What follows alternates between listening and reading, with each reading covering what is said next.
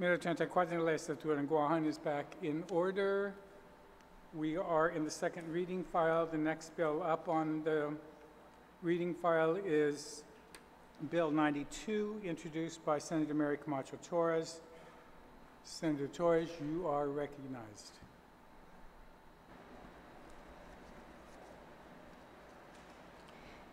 Sidos Masti, Mr. Speaker. Mr. Speaker, Bill number 92-34 is an act relative to extending the legislative term from 2 to 4 years, prescribing term limits for senators, and establishing the corresponding election cycle for the Guam Legislature. Bill 92 essentially has 4 sections. The first section extends the terms from 2 to 4 years and establishes term limits. The second section has to do with the general election, and it sets up the parameters for affecting a 4-year term, where it breaks up into a staggered nature. The third section has to do with the terms of office and how it establishes that those terms will be on a staggered basis. And the fourth section essentially corrects an error in the section that refers to the number of candidates that are running for office. But before I begin to discuss the bill, Mr. Speaker, I'd like to propose an amendment, and I believe the amendment is being circulated right now. Move it on. Did we move it on? I'm sorry. Oh, excuse me. I'm anxious. Yes. I would like to move, Mr. Senator, Mr. Speaker, that Bill number 92-34 be placed on the third reading file, and that I may have the opportunity to discuss. Hearing no objection, you're recognized. First order, Mr. Speaker, I'd like to propose an amendment to this bill. And the amendment is being circulated, and what I'm proposing to do is to take out the prescription for term limits for senators. So essentially, the amendment is to strike on page 1, beginning on line 6, the sentence that reads towards the end of line 6, "There shall be no limit to the number of terms an individual may serve." So I propose that amendment, and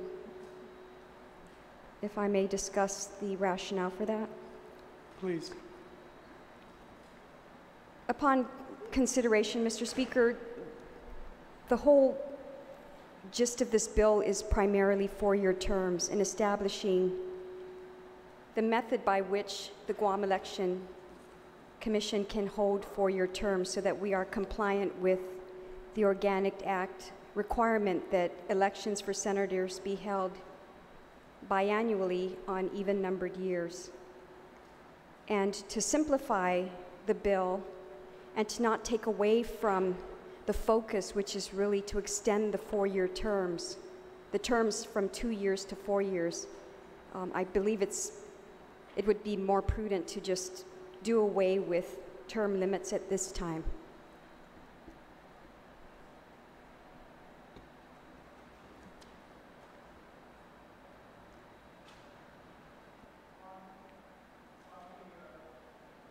Sorry. On the first Torres amendment, to strike on page 1, the line 6, 7, line 8. Anyone wish to be heard on the Torres amendment? Any objection to the Torres amendment?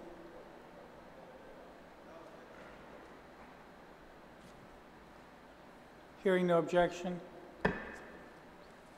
Thank you, Mr. Speaker. I'd like to also propose a second amendment to the bill, and it'll just be an oral. There's no handout for this amendment. The amendment that I proposed is to page 2 on line 18. I propose that we change the word towards the end of the sentence on line 18, change the word primary to general. This amendment will then provide that the results of the certification of the results occur at the general election, and this has to do with determining what composition serves of the victor serves a 2-year terms and which composition serves a 4-year terms. So that rather than determining at the primary, it's determined at the end. Okay. Again, for simplification purposes. Does everybody understand this amendment being proffered by Senator Torres to strike the word primary in line 18? And the certification will then be upon the certification of the election results of 2018. Any senator wish to be heard? I see your hand go up. Well, Mr. Majority Leader, you're recognized. Thank you, Mr. Speaker. Mr. Speaker, I support the amendment that has been made. However, I do have a concern that the selection of who will serve, at least in the initial election, that the ones that will serve a 4-year term, 8 of those who prevail in the general election, 8 of those will serve for 4 years, and then the remaining 7 will serve for 2 years, if I understand it correctly. But I have a concern about that selection is going to be made on a lottery basis. I would have preferred to see that, you know, those who really worked hard during the campaign, of course, that the labor of their efforts is going to show by where they place. And so it would seem that then those who placed in the top 8 positions should be the ones to be afforded the 4-year term, and then the remaining 7 should then serve for 2 years and then come up again for re-election after 2 years. So the lottery method, I really have an objection to that. And I would like to make an amendment to that, but I don't have the language right now, but it'll be something along the lines of what I suggested, that the top 8 who prevailed shall then be placed in the 4-year seat, and the bottom 7 will be in the 2-year seat. Okay, I believe that Senator Torres's amendment right now is just specific to the word primary as opposed to general. All right, so then so if you want to get that written, you're going to have to almost rewrite this entire section. I think I would have to work with the sponsor then. Okay. Thank you. Because it's not just lottery mentioned in line 18. Lottery and the positioning is throughout that. Okay, well, in fact, it looks like somebody is also thinking along the same lines. Thank you. Okay. So the only amendment currently before us is just the word primary, and you will all have an opportunity to talk about the lottery and everything else after we dispose of this one. So is there any objection to striking primary, and it'll be the... Okay. And so do you wish to speak on your entire bill and then have everybody make their motions for their... May I please? Please. Bill 92 is a bill that has gotten a lot of attention in the public. And rightfully so. I mean, we can all argue the merits of a 4-year term, and we can also argue why status quo is good enough. But I wanted to just have the body consider what I've considered in proposing this bold legislation. And that is, Guam is somewhat unique in that we have a unicameral legislature with only one body. All other states, except one state, Nebraska, are bicameral bodies in their legislature. And there's a distinction between the roles of what a Senate does and what a House of Representatives does.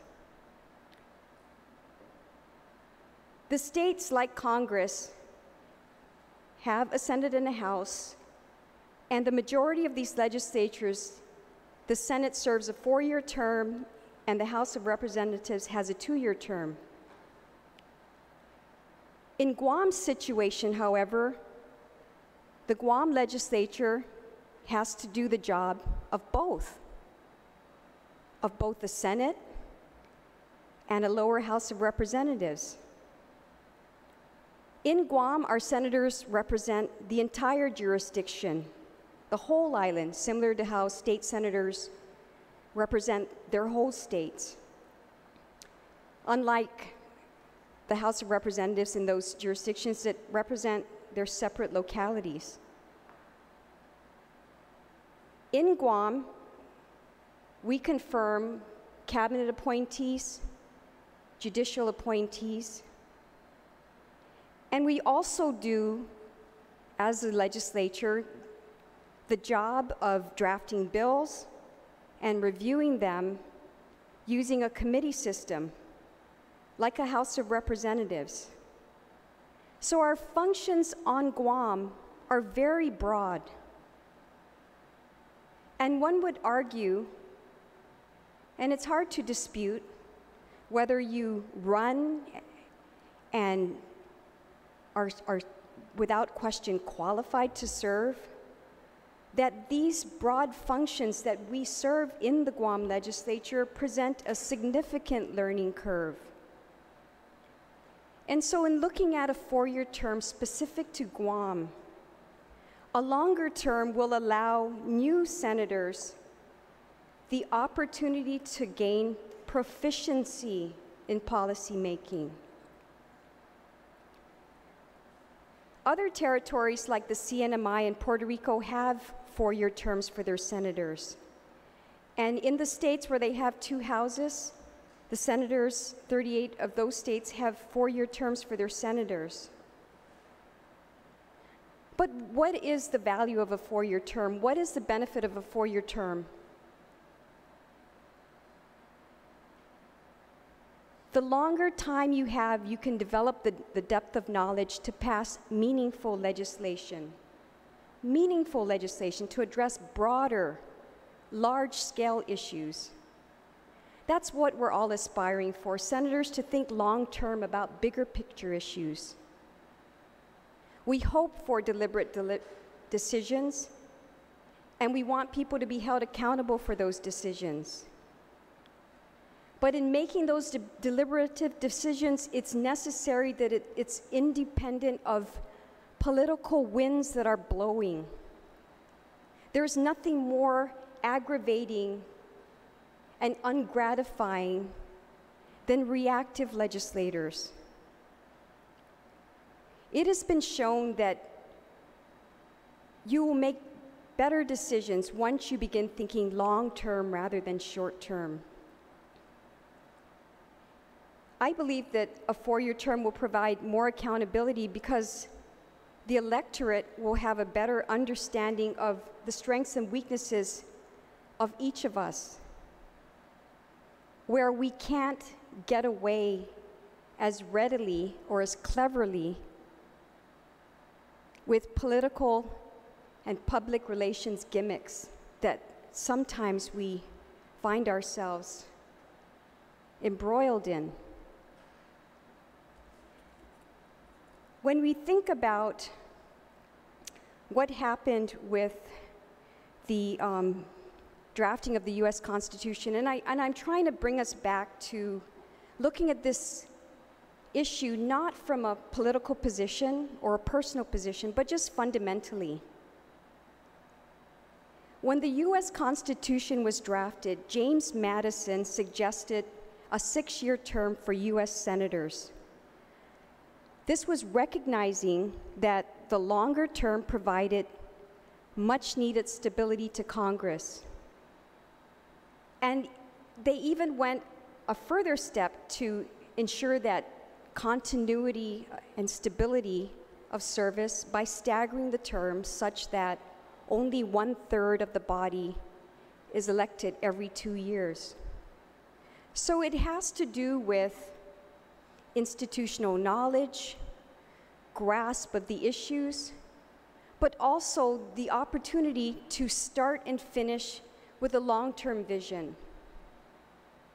We can take many examples, but one that comes to mind is, look at the issue that we're in right now with the pay scales on Guam, and how if you address things in a snippet, reacting to one need or another without looking at the whole picture, you run into situations where you have 3, 4 different competing wage bases. And that is one of the detriments of having too short a term to really flesh out. The Senate is designed to be more methodical right now in other bicameral models, to be more methodical so that they take the bills and the budgets that are passed on the lower level and they hash it out. They think about the implications long term. What are the long-term benefits and uses to the public? So that is the concept that I'm advocating for in a 4-year term. Aside from giving people ample time, it also is less of a burden not only to the candidates that are running, but to the community that has to support the candidates that are running. It also incentivizes people that once they're going to make that investment in the job over a course of 4 years, they're going to give it their all.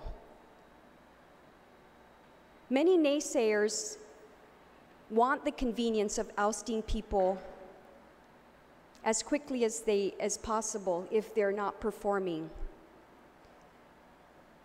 The ability to oust exists already in the Organic Act if you really need to replace a senator before their term is over. That the Organic Act allows for voters to remove senators through a referendum election.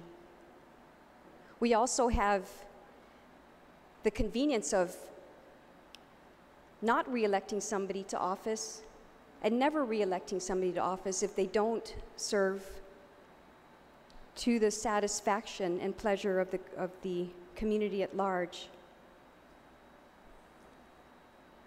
What this bill does, the beauty of this bill also, is it provides for staggered terms. Staggered terms are a very common type of application in most organizations and boards. And what that does is it just ensures that there's always a body that is steady, that is there when new comes out. There's some institutional knowledge there. There are some people that are not seeking office and will make those tough decisions and not succumb to the political will of the day because their jobs are not at stake at the moment. So there's a lot of merit to this bill. I just want to encourage my colleagues to please keep an open mind. This legislative body is the only elected office on Guam that doesn't hold a 4-year terms. Our governor, our mayors, our public auditor, our attorney general, they all are elected to 4-year terms. Our Organic Act provides that there is an election biannually. And the way that we can be compliant with the Organic Act and still extend the terms is to set up a staggered system. And I believe that in the way that Bill 92 attempts to accomplish that really is the long-term greater good fix for our island. You will attract the caliber of candidates that you need who are committed to a 4-year term in office, much the same way you do other elected officials. You stagger them so that even if half of them are replaced, there is still the continuity of the other half that is left in office. But mostly it addresses our unique situation in Guam, where we are a unicameral body, where we wear the hat of both a senator and a House of Representatives delegate. It is unreasonable to expect that in doing both functions, we are limited to a 2-year term, when someone who serves those functions in a majority of those jurisdictions is given 4-year terms. So it's really fundamental. Our federal Congress recognized the need for a 4-year term, a 6-year term actually for senators. Our states have a 4-year term for senators predominantly. Let's do this, Guam. We know how we have the ability right now to help this body be more deliberate, to help this body work on long-range, sustainable policies. But mostly we have the ability to take the political aspect of this job that haunts us and sometimes dogs us. Take it out so that sound decisions can be made, unpopular decisions sometimes that are for the greater good of the community.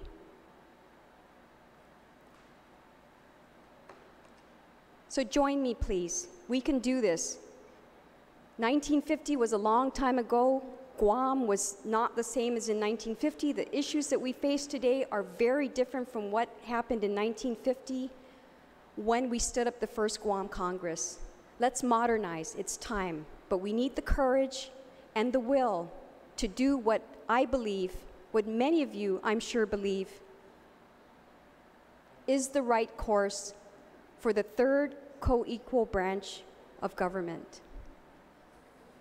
So with that, I respectfully ask for your support of Bill 92-34, which extends legislative terms and sets up the corresponding election cycle for the Guam Legislature. Thank you very much. Thank you very much, Senator Torres. I believe next, I've received an amendment by Senator Lee. Senator Lee. After Senator Lee, who wishes to be heard on the main motion after Senator Lee? Okay, Senator Lee. Mr. Speaker. I rise in support of Bill 92, and I credit the author for taking the time to really think this through, for making the amendment that she did. I support Bill 92 because I think that increasing the legislative term to 4 years would give senators more time to work on policy solutions that are long-term. I think that quick Band-Aid fixes that are happening today end up being the problems and the long-term headaches that our kids and future legislatures will have to deal with. And I'm not a fan of kicking the can down the road for other people to clean up our mess. I think when anyone, whether in public service or in the private sector, assumes a new job, even if they have a solid background in the field, it takes some time to really master that new environment, including the processes and the institution, and how to best utilize all of those for the best outcome and the strongest policies. There is wisdom that can only be gained from time, from patience, and experience. And all of those things, we should want wisdom behind these policies governing the people of Guam. Last year, I attended the National Conference of State Legislatures Summit, and I attended a session on legislative effectiveness. Many states that have limited the terms or the term length of their legislators have found that it really hinders the ability of their lawmakers to gain experience and to go through the trial and error process. Specifically, they had issues with regard to their budget process. Many of them were complaining that they didn't have the proper oversight over their state government agencies to be able to do a thorough review of their budget process, or even a thorough review of the policies and the bills, the measures that were placed before them. So there were some examples of them even passing bills that turned out to be unconstitutional because they were challenged with this short 2-year term or challenged with their part-time legislature. So I think this will ultimately build a more effective senator and result in stronger legislation for the people of Guam. Another point is that longer terms can allow senators to become stronger experts in particular issue areas in committee or agency oversights, as the author of this measure has stated. On many of our perennial challenges, issues that face our community are today's quick fixes and our Band-Aid solutions, like I said before, become tomorrow's problems. And this bill would help give legislators more time to research, more time to engage our stakeholders, to engage subject matter experts, and come together with the best data, the best information to make the best choices for the people of Guam. Having said all of this, I share Senator Atta's concern with this bill about the lottery that would determine which senators attain the 4-year term in the first year of the transition to the staggered 4-year term. I would change this lottery system to instead allow 8 senators with the most votes to serve the first 4-year terms until the next election, when all candidates would then have 4-year terms. I'd like to present an amendment, which I believe has been circulated to all the members, and that would be to amend page 2, lines 8 through 19 of the bill to read, Section B, in 2018, the 8 persons having the highest number of votes shall be elected to a 4-year term in the 15-person Guam Legislature. General elections for those 8 legislature positions shall continue every 4 years thereafter. In 2018, the remaining 7 persons in the 15-person legislature shall be elected to a 2-year term.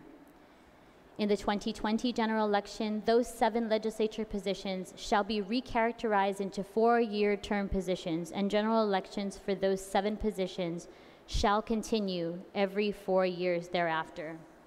I'd like to just close, Mr. Speaker, by stating that failing to plan is a plan to fail. And I support Bill 92-34, and I really encourage all my colleagues to do the same, to give Licensure and Guahan and the people of Guam a better opportunity to address our challenges, a better opportunity to come up with stronger and more robust long-term solutions that are going to serve our people and our future generations well. Sidus Masi. Thank you very much, Senator. On the main motion, any senator wish to be heard? Oh, I'm sorry. On the Lee amendment, anyone wish to be heard on the Lee amendment? Is there an objection to the Lee amendment? Vice Speaker. Thank you, Mr. Speaker. I did want to hear a little bit more about why a lottery system was being proposed, but then now that I look at this, my only concern is that I can see that because we're implementing it, it would be implemented in 2018. The top vote getters will go to 4-year terms. They will always coincide with gubernatorial elections, but the other vote getters would always coincide with non-gubernatorial elections. I don't think, if I'm understanding this correctly, you can get out of that cycle. Is that correct? And I guess I'm not sure yet if I'm concerned about that. I mean, it does seem to give an advantage to those who will be cycled with gubernatorial elections always. It's those 8 positions. It's not necessarily just the person, but so on this Lee amendment, anybody else wish to? Senator Castro? I just have a question for the retiring speaker. Mr. Speaker, if she would yield. Right, so you cited the National Conference of State Legislatures. I wasn't quite sure if the effectiveness or ineffectiveness to serve as a policymaker was restricted to maybe length of service in the seat or total amount of terms. So would that be lifetime, consecutive, number of years in service? That's that clarification.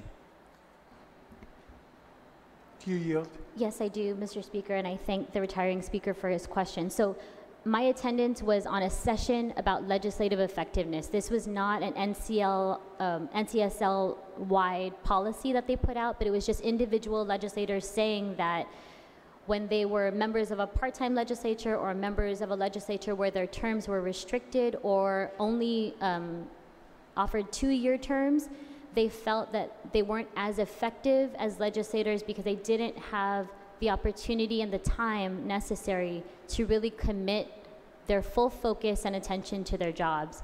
And I hope that answers your question. Senator Castro, is that satisfactory? Actually, it doesn't. Maybe one more question can help me Please. clarify. So would that apply to term limits or limits to the number of years within a term? And I think it's important for me to understand that because I think the bill proposes both kinds of restrictions.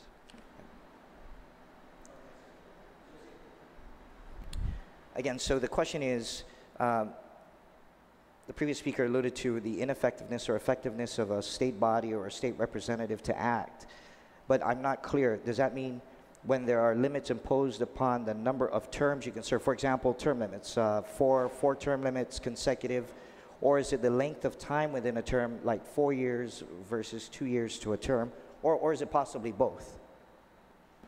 If I'm understanding the question correctly, Mr. Speaker, I'd have to say it's all of the above. So any additional length of time would give you more of an opportunity to become more effective and better attuned to the needs of your community and better able to do your job.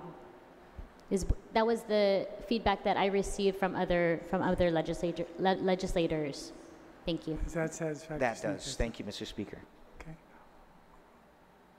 On the Lee amendment, anybody else wish to be heard? On the Lee amendment, any senator wish to be heard?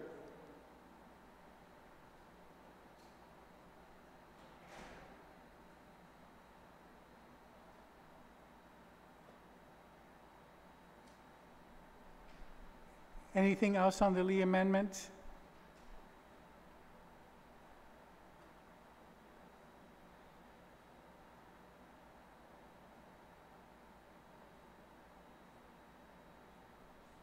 Senator Torres. Mr. Speaker, I just wanted to comment that I don't object to the amendment, and one of the reasons, just to address also the concerns about, with the retiring speaker about some advantage or disadvantage to what cycle you fall under. When we originally proposed the language as drafted with a lottery system, it was to take away any semblance of somebody having an advantage of placing in an election cycle, whether now or where that position would be up for re-election at an off gubernatorial time. So the lottery system was really the luck of the draw. There's no way you could rig it. There's no way that you can affect it by, being the highest vote getter or whatever. So it was just totally left to chance. But if this should incentivize people to work harder, not only in the initial election, to work harder to get into that first cycle that corresponds with a gubernatorial, then better.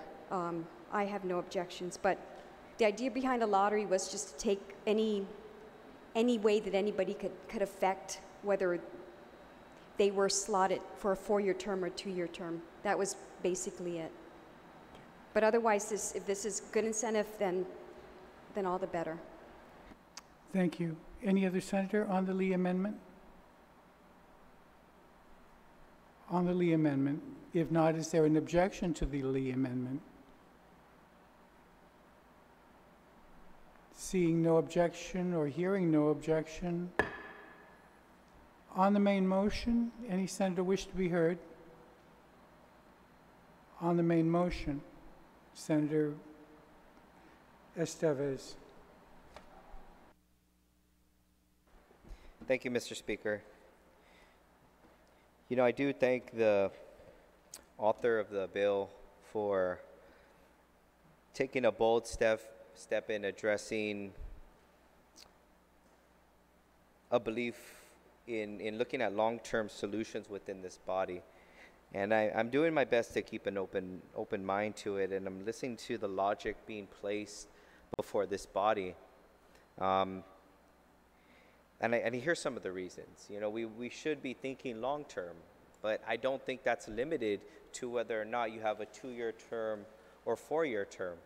If you're going to think and present long-term, you think and present long-term. Having a 2-year term does not present an inability to think long-term and act in long-term. But if the justification is that we need longer terms in order to think long-term, in order not to be reactionary, then why limit it to 4 years? Why not 8 years, 10 years? Or if we were truly doing strategic planning or thinking long-term, why not 20 years?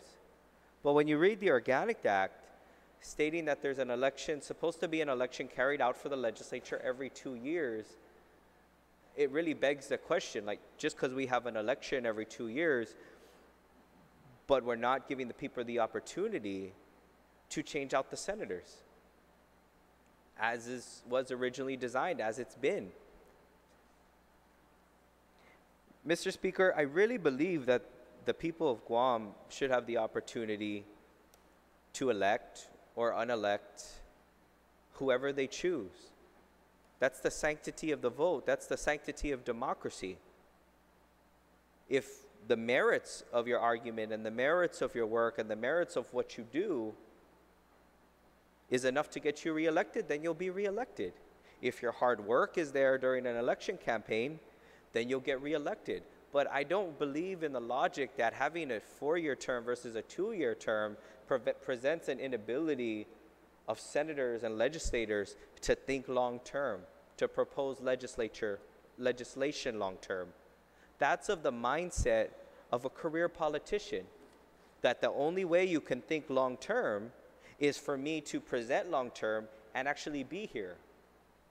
But that's not the way this branch of government is designed to work. We are a body of representatives that changes with the people and with what the people want and the initiatives that the people want. And that type of fluidity is important to democracy, Mr. Speaker. So I don't believe in taking that away. I believe that a 4-year term discourages participation. 2 2-year terms is a 4-year term. But what about the legislator who doesn't want to be a career politician? 4 years is a lot to commit. Have we even considered the possibility it would discourage people to run? I think basing it on the assumption that people want to come in and people want to be here for a while, I think that might be a premature conclusion when considering the implications to the body. There have been many things that have gone on, Mr. Speaker, that have made the legislature not a great place to be for some, and some might not consider it. But now you tag on a 4-year term, somebody who might want to come do some good or propose, who's championing one piece of legislation and gets elected on that one piece of legislation. Do they just resign after 2 years? But to mandate 4 years really takes away from the citizens' ability to take part in their government. I mean, 2 years is a long time to ask, really. Now, with regards to continuity, that's what professional staff is for. If we truly want continuity in the legislature, let's make the staff professional. Let's make them classified. Let's keep them here in the long term so that institutional knowledge is there. That's how many of the bodies work in the states. Full-time staff, professional committees with institutional knowledge on those specific subjects. I think those are the areas we might want to look at, Madam Speaker. You know, there was a previous statement,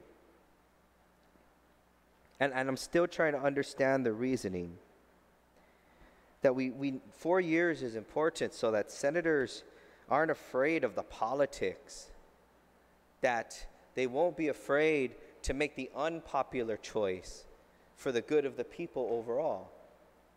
But I do take exception to that comment, because that's placing an assumption that we as elected members of this body are thinking of the popular vote versus the beneficial vote.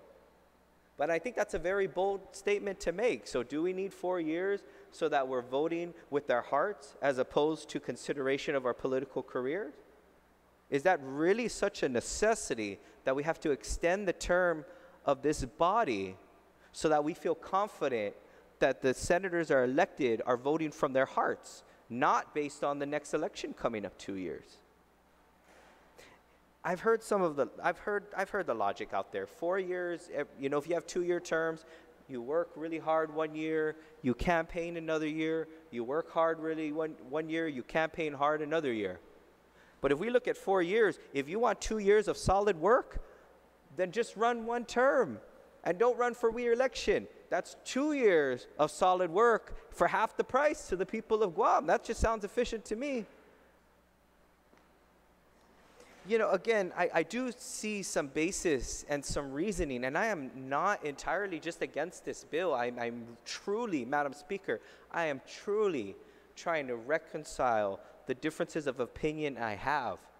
And I am wholeheartedly appreciative of the author of this bill bringing it up so that discussion is before the body. But truthfully, Madam Speaker, at the end of the day, I truly believe that this question, because we are taking away the ability of the people of Guam that they are used to of changing out their senators every 2 years, that this question belongs to the people of Guam. No employee in any workforce just decides, one day I'm just going to extend my contract to 4 years. That's the responsibility of the employer, Madam Speaker. They have the responsibility to make that decision, and they should make that decision. And if the merits of the argument are there, if the merits of what we're trying to do is there, then I do believe that the people will support it. And I think that's where the work needs to focus. Focus on the merits of the bill. Focus on educating the constituency. And if we believe in it, then there should be no reason why this wouldn't pass in a referendum.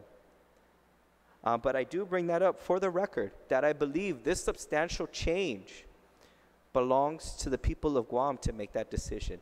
Thank you, Madam Speaker. Thank you, Senator Esteves.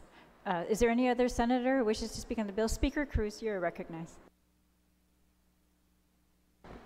Thank you very much, Madam Speaker. Madam Speaker, I rise in support of this piece of legislation. Actually, I had introduced similar legislation, I think it was 10 years ago. And we addressed the issue of the right of the people to have we recognize the Organic Act provision that there must be an election every 2 years. And this bill does have an election every 2 years. The only difference is that every 2 years, only half this body is going to be is up for re-election, and the people have a choice of being able to replace those individuals. So there is always, every 2 years, an ability of the populace to speak about how they feel about what the legislature has been doing over the last 2 years. I introduced a similar piece of legislation 10 years ago because though after I came here from the judiciary, I realized that I really enjoy the work that I was doing here. The only thing I hated about this job was fundraising and spending so much time out politicking. I enjoy living in my office and on my iPad driving my staff crazy, sending them notes to do this, to do that.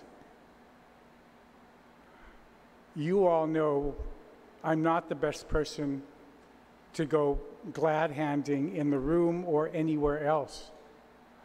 I barely even do it here. But the job and the long-range planning and the policy is really exciting. The cost of having everybody come up every 2 years is that, I noticed this last year, we were inaugurated in January, and the first fundraiser by a sitting member of the 34th Guam Legislature, the first fundraiser for an election for the 35th Guam Legislature was in May. We had barely been in 5 months, and the fundraising cycle had already started.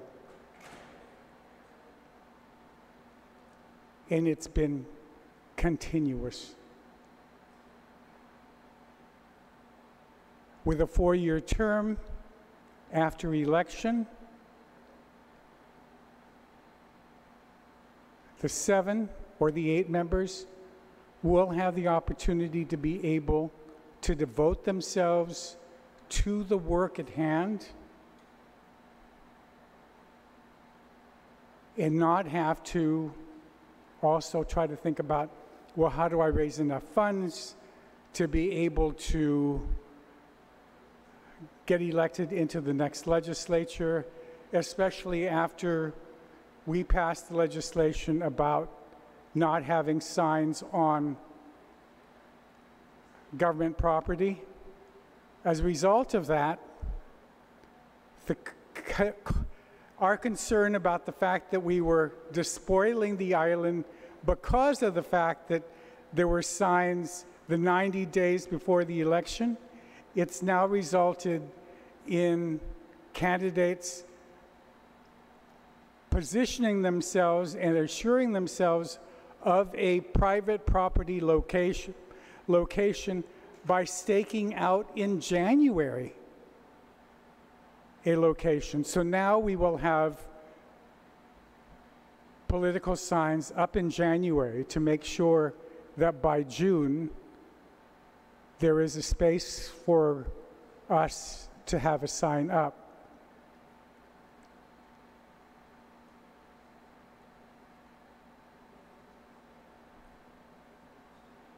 So I really do think, and the previous speaker was correct, at some point we're going to need to get a professional staff that is a central staff that is here to assist all the members and of us people coming in and out. But the professional staff is not elected, and if the professional staff are the ones directing the senators, you're not going to, you don't toss them out. I just spent the last hour and a half listening to the news about how 2 members of the White House staff are the ones that are causing the president to have some fairly right-wing, outrageous positions on immigration.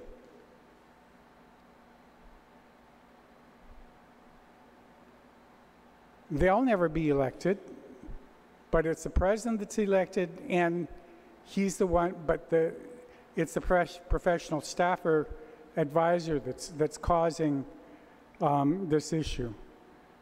But there are very, very valid reasons to have a professional staff that assist this legislature, and I'm hoping that we will eventually get to that. But I really do think that we have to spend the time in making sure that we devote most of our time to the work at hand and not to the work of our re-election. And I think this 4-year term gives us at least 2, if not 3 years to really prove ourselves, and maybe we won't have to spend that much time or that much money in the 4th year because we've managed to have a legacy of outstanding pieces of legislation in whatever area that we decide is our expertise, and that will be what carries us forth in the next election, and not how much money we raise or how many signs we have up for the last 10 months before the election. 11 months a year, but the work that has been done. And so I thank the main sponsor for having the foresight to bring this back. I apologize for not having had the backbone to push it through when I did it 10 years ago, and I'm hoping that this time the Guam Legislature will do it. Thank you very much, Madam Speaker. Thank you, Speaker Cruz. Is there any other senator who wishes to speak on the bill? Senator San Nicolas.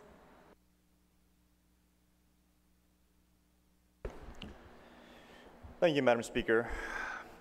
Madam Speaker, I'm unsure as of this time, and it's going to require me to do a lot of reflection. I'm unsure as to where I'm going to stand on this measure, and I understand that my statement to that effect is a little different from what I've stated earlier. But I've just been doing a lot of thinking ever since this conversation first began, when the measure was introduced, and taking a lot of things into context. The notion that having to run for re-election every 2 years is going to somehow result in us having to be more popularity oriented and have a shorter horizon in how we're going to be making our decisions, that knife cuts both ways. And I only realized it after really reflecting on it, and especially after observing how the last election played out. The question of whether or not politicians should be pandering to what's popular really depends on what's popular, and whether or not what's popular is also aligned with what is in the best interests of the island and the people of Guam. In a very hyper-political environment, what's popular could sometimes be the politician who's able to give out the most jobs or spend the most money, the politician who's able to go to the most social events, do the most feel-good stuff, if that's popular. Or mindsets can shift, and what's popular could all of a sudden become the opposite. It could become who's pumping out the policy, who's taking the tough stands, who's not worrying about the next election, who's going out there and putting things forward that may not necessarily be popular, but are going to be good for the community. That might actually become the popular thing. And while there is value to the idea of having a longer horizon and affording lawmakers to be able to have that greater wisdom, if that's going to be really what happens, there is also a very strong long-term value to that shift in the mindset. If we are able to work so hard and stay so consistent and be so straightforward that we're able to actually shift that mindset and make the community realize that, yeah, we shouldn't be borrowing all the time. Yeah, we shouldn't just go out and spend because it's the popular thing to do 10 years ago. Yeah, we should invest more. Yeah, we should hold people more accountable. Yeah, we should have a more consistent application of the laws and not just make it be good for one group or good for another group, and depending on which group is able to make the most noise. If we shift those mindsets, we actually change the trajectory of our community generationally. And so what would have been a 4-year term turns into a 40-year change. And that's what happens when it becomes necessary to take a position and make it popular. Make no more debt popular. Make not hiring so rampantly popular. Make keeping government small and efficient popular. It's hard, but if you manage to do that, the generational change, if you get a whole community to raise their children thinking that way, the generational change for Guam is substantial. So if having a 4-year term means maybe we have, some senators coming in and having that horizon, that would be a good thing. That is something to be open-minded towards. But if having shorter terms requires people who have convictions in this office to just hold firm to it and to drive the mindset shift necessary for those convictions to actually become popular, that's when generational change occurs. And there is actually value in that as well. Another thing that I was thinking about in the course of the deliberations was the idea of a professional staff. And I first want to recognize, and I'm not saying this to imply that anybody else does not recognize. I know everybody in this body recognizes the work of our staff that we have here today. I wanted to thank you all very much, and on behalf of all 15 members of Legislature, thank you very much.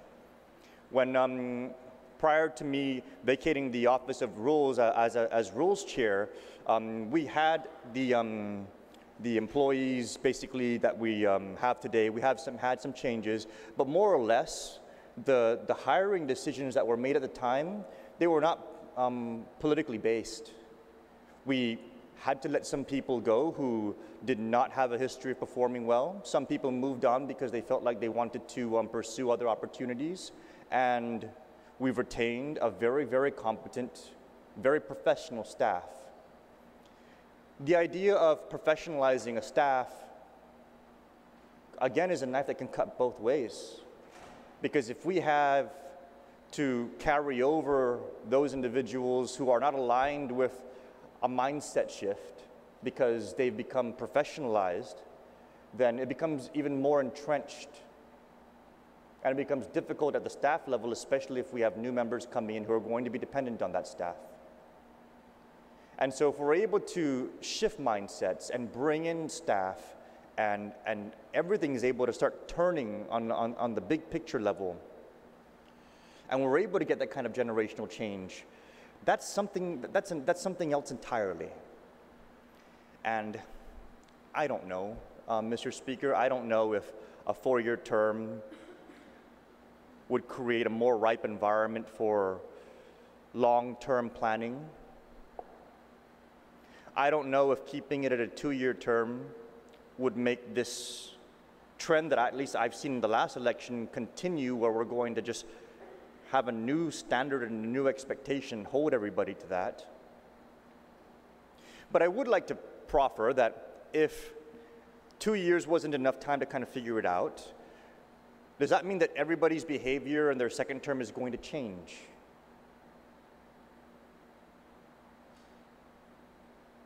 If this bill doesn't pass, at least I hope that's the case. Speaking from my own experience, my first term was definitely a learning experience. But in learning those lessons, a lot of my behaviors changed. Sometimes we're afraid to admit that we had to change because we're scared that people are going to point at us and say, oh, you didn't know any better. But I think that that's just part of us growing as a community and being upfront about what we're trying to do, where our hearts are. And if that is what it's all about, and that is why we've sought office to begin with, then as one of the previous speakers mentioned, I don't think it really matters how long your term is going to be. So I'm unsure where I stand on this measure, Mr. Speaker. Definitely have to do a lot of reflection on it. Thank you, Mr. Speaker. Thank you very much, Senator. On the main motion, Senator Morrison. Thank you, Mr. Speaker. I just want to share with you all. I think some of you maybe been here as long as I've been. It's just my third term. 2 years is a long term, or 2-year terms to me, I believe, is a long term. It's a lot to get done. Depending on how you approach this off the bat as you enter office, I think we all ran on certain ideas that we sold to our people and what we believe we could accomplish within this term or these terms. I certainly don't think about the next election. I have thought about how I could accomplish what I ran on. And I believe, I know, Speaker, you spoke a little bit to the idea of having, I guess you talked a little bit about the signs, and I think the majority of us supported that. We wanted to reform signs, but it's nice to see what's happening out there. I believe it's sorting it out and seeing our candidates engage with property owners, and being more aggressive and engaging with our community that way. I think I just want to make it very clear that measure was more addressed some of the concerns we had that I've learned throughout my campaigns of what people didn't like out there as we campaigned. And one of them was just the eyesores of these political signs. So I just wanted to clear that up, and they were unsafe. Mr. Speaker, I think we've all been out speaking at career days or at different schools talking about careers. And just recently I was at GW, and I pointed out to many of the students there that I didn't see this as a career. I did run into certain initiatives, and I've been doing my best to stick to them. Yes, there's other things that I have to work on with my colleagues, and more importantly, with yourself, Mr. Speaker, to address one of the most important tasks of this legislature is to balance the budget. And I really, truly appreciate that process. But I just want to point out that I believe that 2 years is a long time to get the things done that you ran on. And I believe campaigning is part of this, part of our role. I see it as a report card every 2 years out to the community to at least showcase to our people that we are making an effort on these platforms or initiatives that we ran on, and to see where we're at and report to the people through our campaigns where we're at. And if they want you to continue on and to allow you another 2 years to finish it off, then that will be decided by our people. I'm very fortunate to still be here, Mr. Speaker, and to allow me to accomplish what I ran on.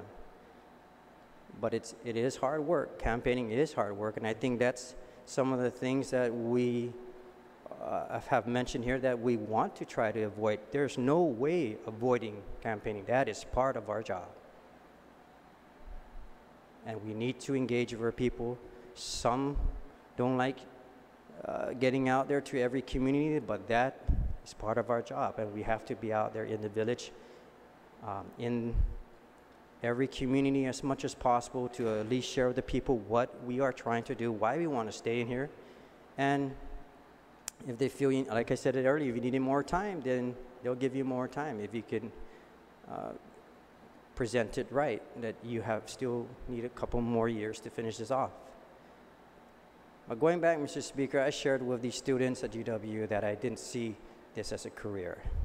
I saw this opportunity as kind of the next step of my leadership roles in the past 15, 20 years. I've more spoken wanting to take a career path in leadership, whatever it may be. And I did say that being in the legislature is temporary. There's a lot of uncertainty. You could be doing the best thing.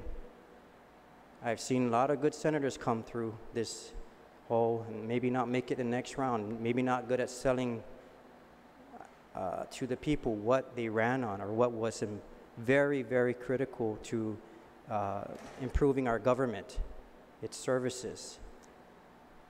And that's where sometimes a good manager, a good staff come in and help you, guide you along the way to help you sell that idea to the people. I don't want to go over all the other comments that were made earlier, but Mr. Speaker, I just want to share that 2 terms, in my opinion, or 2-year terms, in my opinion, is a lot of time to get things done. And we've proved it proven it here as a body that we can tackle on some very important issues within this time limit. I'm just concerned. Last term, the people had an opportunity to make sweeping change. There's a lot of new senators in this body here as a result of allowing our people to come back in 2 years to make that decision. And there was sweeping change the last term, or this, for many of the senators that are sitting here today. One of my colleagues mentioned that, that we are not totally against this measure. However, I think maybe it's the process in which we take it, and there was mention to possibly put this out for the people to decide to make this substantial change to the makeup or the structure of this legislative body as, specific to terms or 4-year terms. So again, I appreciate the author of this measure, but I do want to point out that I think in 6 years of being here, or 3 terms, I can speak to the realities of being here every term, or understanding that I do have 2 years to work with, and I know that I can't do everything in 2 years. So I just want to make that very clear, even when I go out in the campaign, that these are 2 very specific initiatives that I would like to work on, and this is where I'm at. I may need another 2 years, but should I not finish or should I not get elected, I've gotten it this far. Hopefully the next colleague or the next senator or whoever will be representing this body will carry it through. So, Mr. Speaker, 2 years is a lot of time to get things done, and I don't think we should be speaking towards or giving any hint to our people that this is more of looking at this as a career, more or less to get in there and what we ran on and get it done in 2 years. Or if we need another term, let's sell it to the people and ask for another term. Thank you. Thank you very much, Senator. On the main motion, any other senator wish to be heard? Vice Speaker? Thank you, Mr. Speaker. I very much appreciate the discussion. I think there are very clearly great arguments on both sides of this issue. It's the reason why the Constitution ended up the way it is, the U.S. Constitution, because they saw the value in short terms and long terms. And so I don't dispute any of the comments that have been made. I actually just I just want to share my own experience, because seeing this kind of from the outside and then being in here and having to experience a 2-year term, in reality, I was actually surprised myself, because first of all, when you come in, or when I came in, I just put it in my mind. You've got 2 years. That's all you've got. You've got to do everything you came in here to do in 2 years. And I always feel pressure to work as hard as I can, learn everything I can, become expert in anything that comes before us, so that I can properly vote on those things that have come before us. Even though those were not my primary, 2 items or whatever items to focus on during my 2 years, but you need to be able to focus on any issue that's going to come before us, like this. So I just think 2 years, it's an immense pressure, but I actually have seen the other side. Like, we have seen, I think, over the years, directors have 4-year and sometimes even longer terms. Board members have 4-year terms or 6-year terms. Their terms exceed the term of the governor who appointed them in many cases. And sometimes it is very hard to put that sense of urgency, I think, into the things that we are doing when they have a long time to get it done. And so I think the goal of any term limit or term length that we incorporate should, you know, we're just going to have to try to answer for ourselves. What is the best answer to which length of term holds us accountable best to the public, allows them to demand of us hard work, to demand of us answers and solutions. And I think there are many issues that I would like to almost put on hold because they're tough, and they've been tough for generations, not just for us. They've been tough for generations. Generations before us tried and tried and tried to solve these things, and we are still trying to finesse those solutions.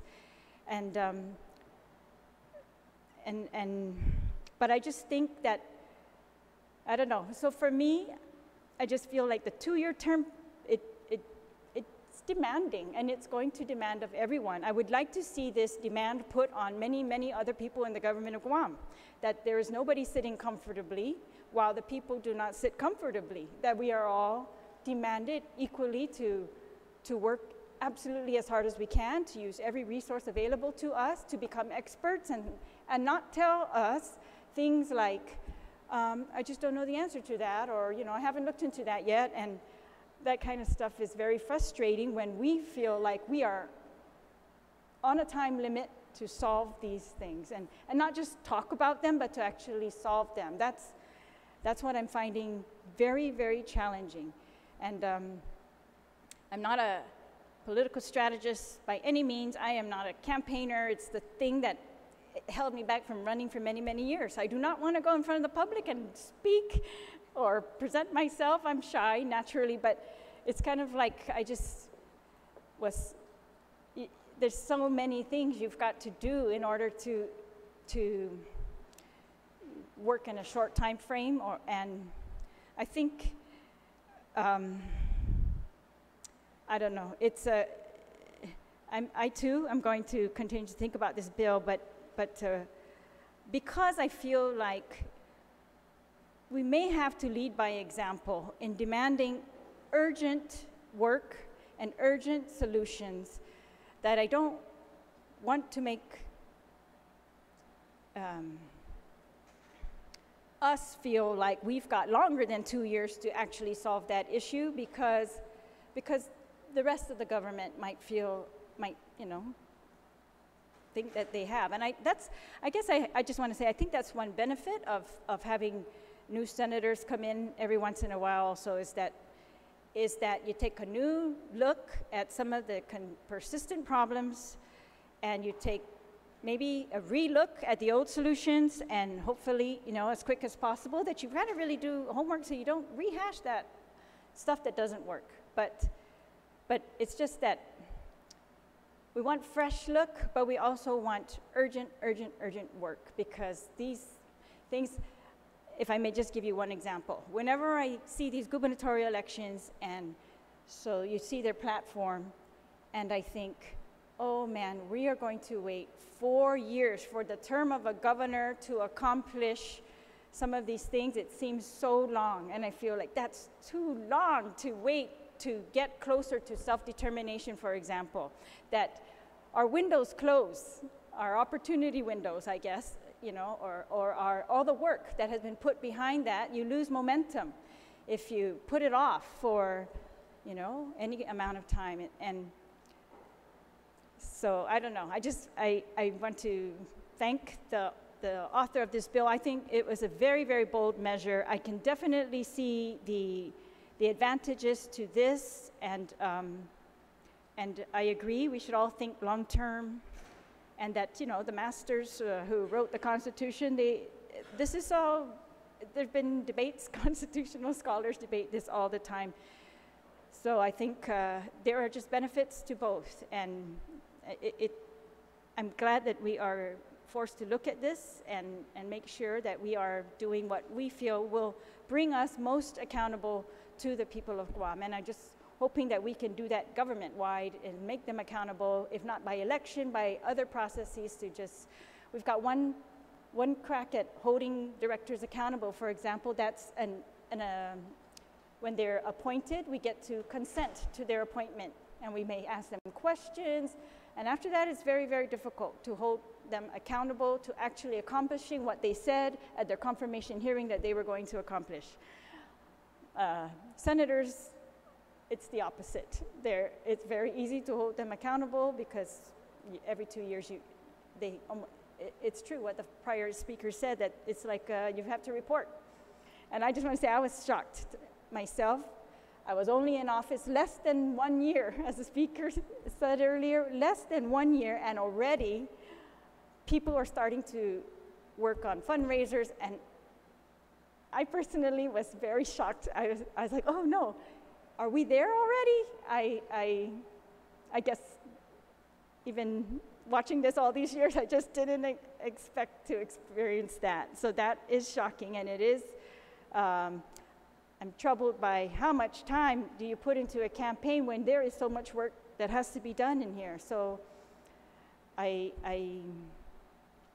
just,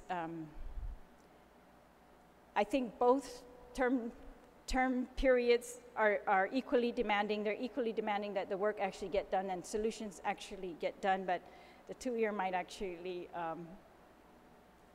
I'm not sure, but I'm going to continue to think about that, Mr. Speaker. But I think from my own personal experience, I like the pressure of 2 years if it's equally, put throughout the government, because then we can actually get to solutions and not just, being able to kind of sidestep that for long periods of time. And we can build on the momentum that prior senators have built on. So thank you, Mr. Speaker. Thank you, Vice Speaker. On the main motion, Senator Espaldon. Thank you, Mr. Speaker. I too appreciate the conversation that's going on. It is a bold measure. It changes a lot of things. But I'm not really sure where I stand right here, right now, at this moment. One of the things I think there are a lot of things that are mentioned, so I will not go over them either. And I agree with many of them. That's why there is still this conversation in my head going on in terms of the pros and cons of this. However, there are a couple things that were not perhaps said in favor of this bill, because I've thought about it too. In this job, this is a very unusual job. This is not something that everybody else experiences out there. And therefore, there is a very large learning curve, not just in the processes involved, but in the law itself. If you take a look at the Guam Code Annotated, right, which embodies all the laws of our island, there are volumes. If it's put in a bound book, there are volumes and volumes of law that we have in the books. Some need to be changed, some need to be improved, some new laws need to be added. The learning curve also includes understanding the various functions of the various areas of government. Just because we say government and finances doesn't, even though it embodies everything, when you break up the government into so many sectors, we all start to realize there are so many considerations we have to make, a lot of thought processes that go on. I've always maintained, when people ask me what's the toughest part of the job, the toughest part of the job is really trying to understand and learn as much as possible about all these various functions, and then to be able to switch the channel in your mind when you need to speak to the various issues. I'm sure all of us here have experienced the times where you have your meeting set up in your office, and the first meeting, say for example, might be about health care. Public health, perhaps, in particular. As soon as that meeting's over, the next group that's going to come in to meet with you wants to talk about Veterans Affairs. After that group, right behind them, there's another group who wants to talk about education. And right after them, somebody wants to come in and talk about preservation and of natural resources and whatnot. And our job is to really try to understand what the intricacies of those presentations are. So we look to the law. How is the law affecting them? They explain, you have that conversation. And then after all those meetings, to be able to come to this floor to try to explain or try to make sense of some of the bills that are presented before us, and to be able to argue or at least add to the conversation areas and concerns and even ideas in which we can improve the law. And it's very tough. It is very tough to switch channels. Now, there are some senators, and it's not, and I'm not dissing anybody on this, but there are some senators who are very focused on one or two issues or areas of issues, and that's all they really want to deal with. We've seen senators in the past who kind of like that's really the only comfort level they have. But nowadays, right, information and the technology is forcing us to really think broader and to think faster and to really try to absorb a lot more information, which makes the learning curve of this job that much higher, that much longer. And if you're truly serious about the job, and I'm sure we all are, you really try to read as much information as possible. I know for myself, I can stay up till 2 or 3 in the morning just reading. Be in the office by 8:30, and read some more or meet with the people because I prepared the night before. But the point is, there is a very large learning curve, a very steep learning curve, I should say. And for a two-year term, and maybe we know, and in fact, there's a lot of first-term senators in here now, they know they're still learning. I'm a 4-term senator. I'm still learning. The budget, take for example, is not the easiest document to understand. Now, some it might be very easy because their background in finance and whatnot is a natural to them. Not all of us have that ability. I know I've had to really work to understand it. And even up to now, all the little details that go below all the major headings and all the charts of all the employees and the makeup of all the various agencies, still I'm learning to understand what effect that has on the budget and what that effect has on the government operations as a whole. The point being, there are so many areas of government that this body is concerned with and concerns itself with that the learning curve is steep. If there is one senator, say for example, who is advocating very strongly for a very particular area of interest, let's take for example, like this morning, natural resources and fisheries. And if, for example, my strength really is in healthcare and infrastructure, I need to really try to bring myself up to date in preparation for the discussion on fisheries, or at least to be able to understand what those issues are so that when it comes time to vote, I can actually make an intelligent vote in terms of what the long-term policy, of what the policy that's being proposed, whether it's good for the long term for the majority of this island. The other point I'd like to make in favor of this legislation of a longer term is that there are times when we put in policy, and policy is not one of those things that's like cleaning a house. I love cleaning my house, only because there's instant gratification after you do it. Right? Once you wash the dishes and vacuum the floor, you look down and say, well, there it is. It's done. I see the results of my labor. Policy is different. You can introduce policy, and you know it's good, and it passes through into the law, but if you don't have the time to really allow it to blossom, to see if it really is tweaked correctly, right? Because sometimes that policy, even though we don't know in advance what the results might be, there might be some unintended consequences, and so we'd want to tweak that. But if after 2 years you haven't seen the results of the policy that you've passed, and you don't have and you're right, you're too busy campaigning, or other people are too busy campaigning, or you have to leave for whatever reason because you're not elected into office again after 2 years, there is no guarantee that anybody after you is going to take that policy, which is actually good policy but needs to be tweaked, that it will ever be tweaked.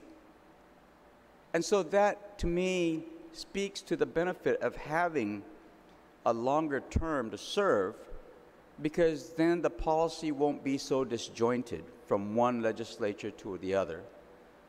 What is happening in this bill really allows for a continuation as it goes on. As policy is introduced and passed into law, it allows I'll use that word again, just a continuum, right, to make sure that it rides smoothly, or if it needs to be pulled back at that time because the original intent is not really meeting what it was supposed to do, then it's time to change it. But if nobody is watching that, because their area, if a new candidate comes in or a new senator comes in and nobody is watching that, that falls by the wayside, and now we have a bad law in the books that nobody really addresses, I guess, until it negatively affects somebody. But in the long term, it will negatively affect somebody. And I just want to bring up these points because they have not been hit upon. They have not been touched. And like I said, I don't know where I stand right now. I'm going to pray about it. I'm going to think about it. I'm going to research it a little bit more in my mind. And a lot of good arguments have been made for and against this piece of legislation. But I just wanted to come up here and offer a couple of points of view of why this legislation might be something we should really consider in terms of the learning curve, because it's a never-ending process of learning, because there's so many areas of law, so many areas of government that we need to constantly address, right? That longer term might provide us that ability to learn more about our government and pass good policy during that time. Thank you, Mr. Speaker. Thank you very much, Senator. Any other senator wish to be heard on the main motion? On the main motion, Senator Muñoz.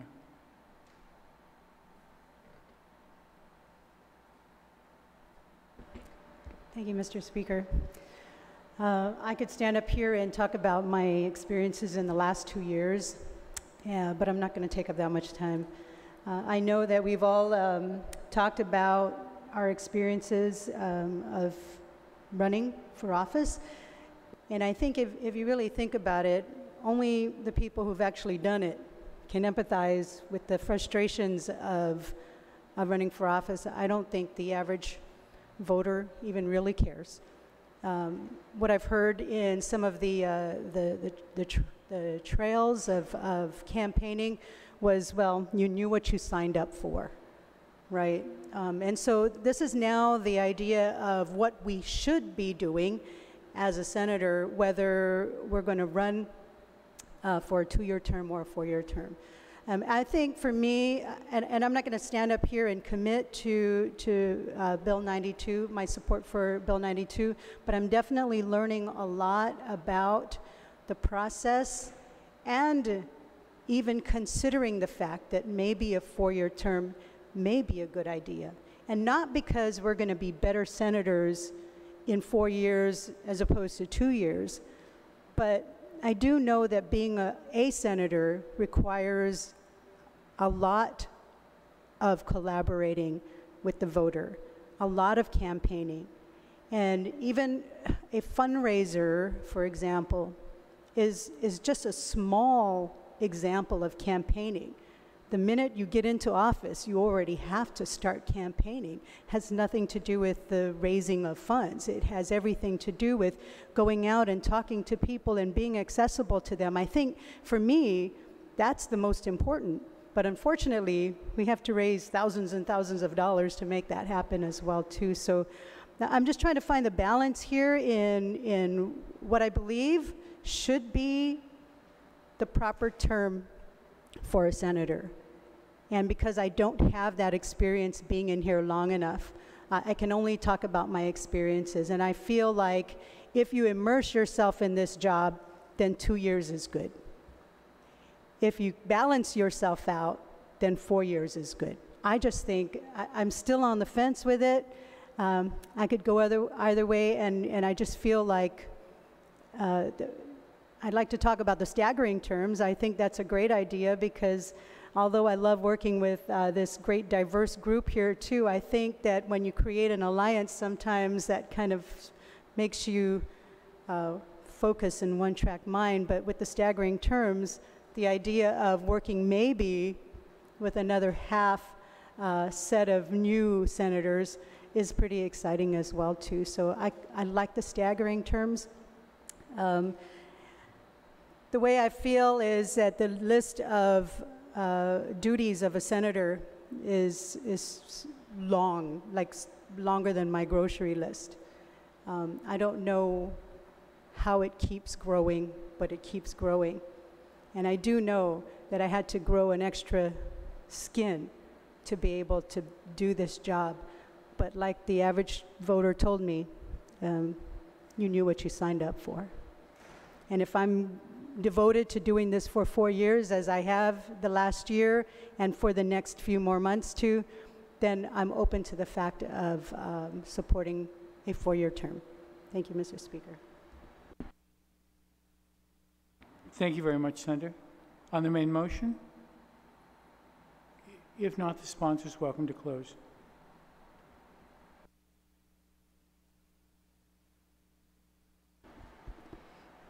Undang Kaluna Sidus Maasi to everybody that took the time to reflect on the merits of Bill 92-34.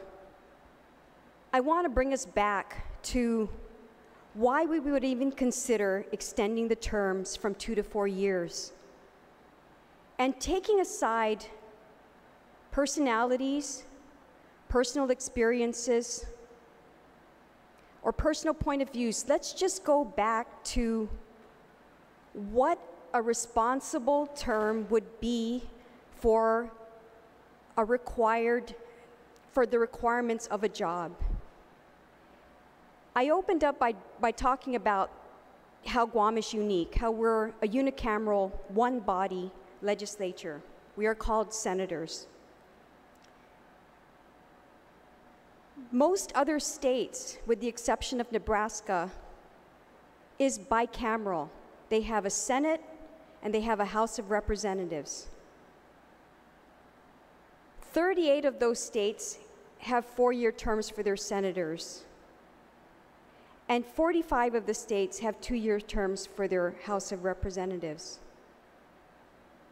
There is clearly a reason in the distinct roles that each performs that went into the thought process when the framers of the state constitutions divided the terms and established terms for senators with their particular roles and duties, and terms for the House of Representative delegates and their specific terms and duties. Guam is a different model, and this is why I say we ought to extend our terms, because we are a unicameral system. We do both jobs. We do the jobs of the senators and we do the jobs of the House of Representatives. We do it all. Logically, if you follow the train of thought that one of the framers of the US Constitution had when he suggested long terms, and in this case for the US Congress, he suggested 6-year terms. It was to provide for stability.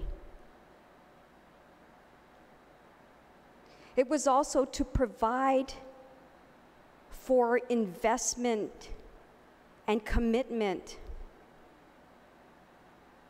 and long-range planning by the members of the body. That's all I ask for here. I'm not talking about something that's subjective. I'm talking about something that across a majority of the US states, this is the practice. And even looking at the territories, if you want to establish that you're more like a territory and less like a state. Of the two territories, Puerto Rico is bicameral. They establish 4-year terms for both their Senate and their House. Our sister, the CNMI, established 4 years for their Senate and 2 years for their House. But if you think about what do we do here? What are our roles as senators of the Guam Legislature? Our roles are both. So logically, this whole principle behind giving adequate time to learn your craft, perfect your craft, focus on long-term sustainable measures, not be subjected to too much political pressure because your term is up for re-election. 4 years is the best model. Absolutely the best model. That is the model that is applied from the framers of the US Constitution to the majority of those in the states. It is tried and true. We're not talking about advantages to any one of us. The beauty of this is we don't give up elections every 2 years. On Guam, there will be an election every 2 years for senators. And on the staggered basis, in one election cycle, 8 seats will be up for re-election, and 7 in the next cycle, 7 will be up for re-election. It's not about people getting re-elected, it's vacancies. So there's always that surety that the population of Guam, the citizens, if they really want to interject change every 2 years, it is absolutely there.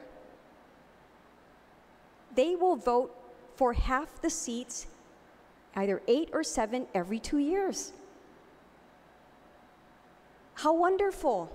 Nothing's lost. But what is gained? What is gained? What is tried and true, and what is experienced in most of our states and in our US government is, with 4-year terms of senators, you have a depth of knowledge. You have a greater incentive to serve. You have sustainability. You have statesmanship over campaigning. That's what we're speaking to.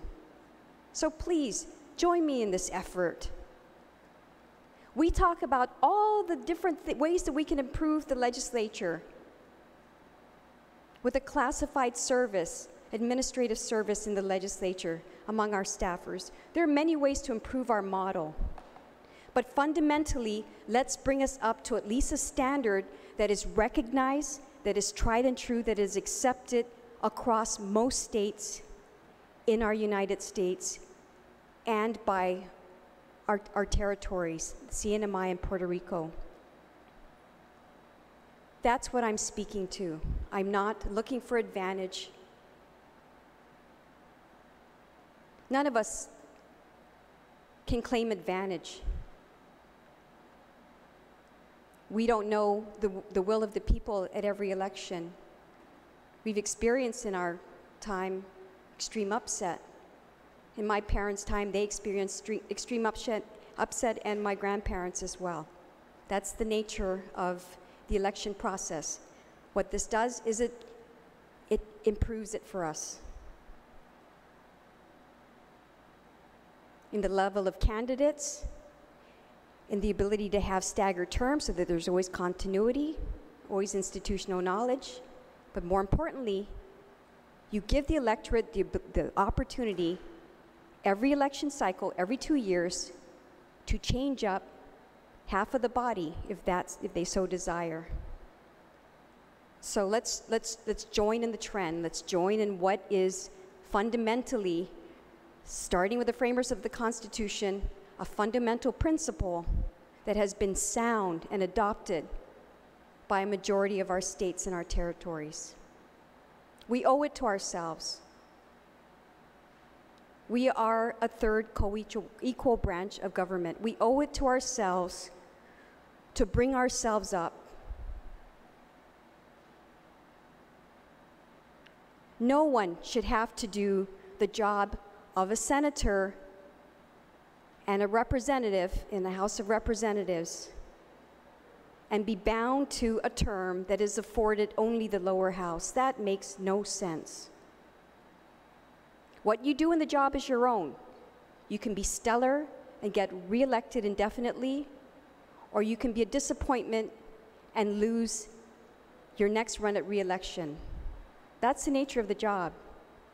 But in terms of the position, the term, and the sound principle behind why you would want to do it this way, that is the best way to start to improve this body. And then we can talk about all the other things that can make us a better functioning, less political, more sound in policy body.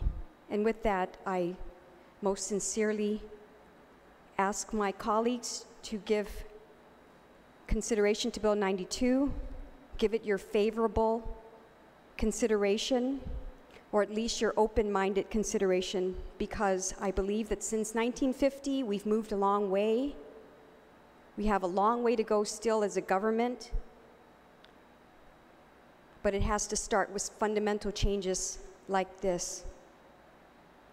And with that, I'd like to close, Mr. Speaker, and express my gratitude for all those who have contributed. And before I end, I'd like to propose a last amendment that I add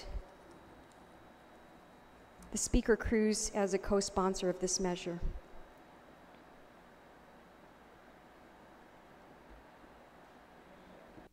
Objection? Thank you. Next on the agenda, Senator Rodriguez.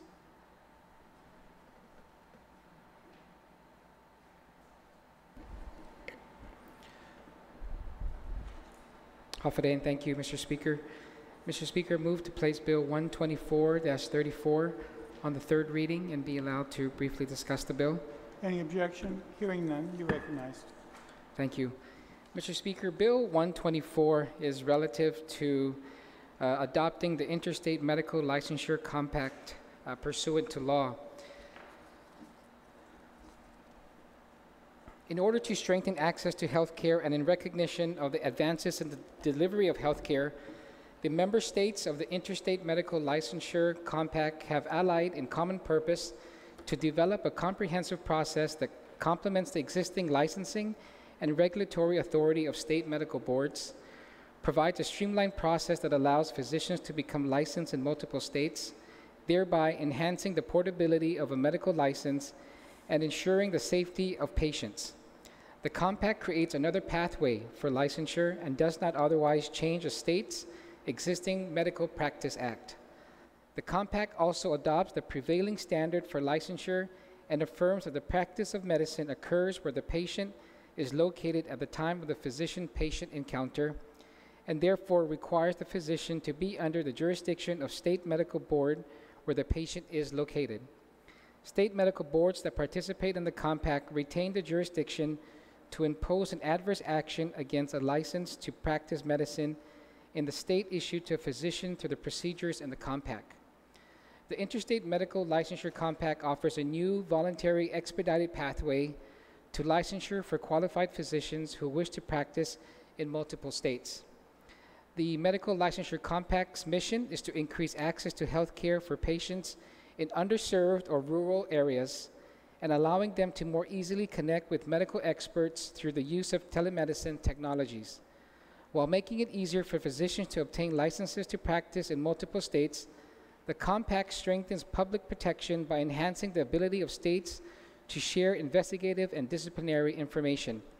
Mr. Speaker, Back in 2013, our local Guam Board of Medical Examiners adopted a resolution supporting the effort to get Guam into the Interstate Medical Licensure Compact. Also, in a report that the Committee on Health has published about a year ago, one of the biggest challenges of our healthcare infrastructure, Mr. Speaker, is the lack of primary care physicians, and most especially specialists on island. And there are different ways that we've explored to try to get more physicians to come to Guam. Our local civilian hospital, even our private hospital, has done a lot to try to recruit physicians to come to Guam. And so it's not that easy. And so being a member of the Medical Licensure Compact makes it easier for physicians who are licensed in other jurisdictions who are part of this compact to be able to come to Guam and go through a process which is much simpler than what they have to do at this point. We have a fact sheet that we've asked to be circulated. I'm not sure if everyone has a copy of it. If there's any questions that any of the members may have. But Mr. Speaker, I'm asking our colleagues to please support this effort. It's one of the ways that addresses the root challenges of our healthcare system here on Guam. Thank you, Mr. Speaker. Thank you very much. On the main motion, any senator wish to be recognized? I think I'm looking out and I can see some of them are looking bewildered. They're looking for their fact sheet.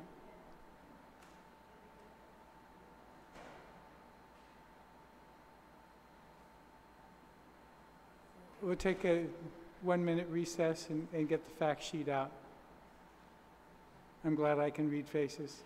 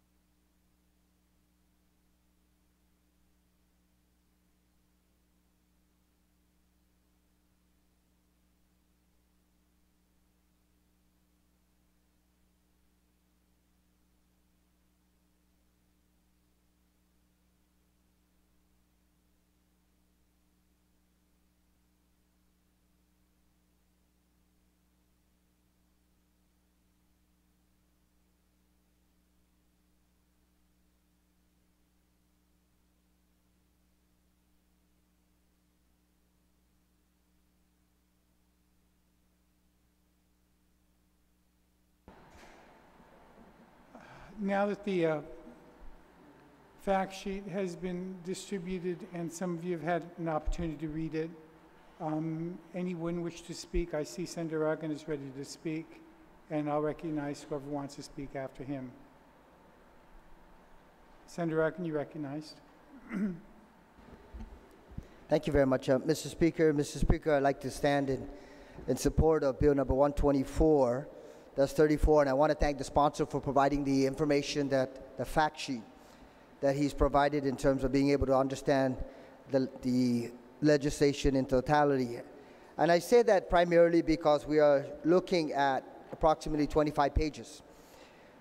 There's a few items that I want to just highlight, Mr. Speaker, and one is that the Guam Board of Medical Examiners, like the sponsor of the legislation mentioned a little earlier, adopted a resolution endorsing the concept of being a part of the Interstate Medical Licensure Compact.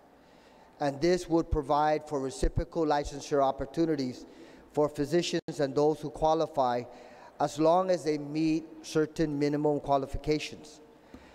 Mr. Speaker, in light of that, I just have a couple of questions if the sponsor would consider responding to. And I think it's going to be very helpful in terms of the deliberation and some of the discussions this afternoon. So, Mr. Speaker, if the good sponsor would like to respond to some questions, just very simple questions. Pose your questions in here. Thank you, Mr. Speaker. The first question would be, as a result of legislation being passed by this body and endorsed by the Chief Executive, I understand that there may be membership dues. Is he aware of exactly what dues, if any, exist? To yield. Thank you very much, Mr. Speaker. Mr. Speaker, in a email, well, first of all, I must say that this piece of legislation is a legislation I introduced in the 33rd Guam Legislature, which was the term before this. However, we ran out of time and was not able to see that legislation through. However, in working with the chairman of the Guam Board of Medical Examiners, Dr. Kia Ramani, those were some of the questions we asked, and I can send this, or I can provide this as a part of the record, but I'll read what the answer was regarding the cost.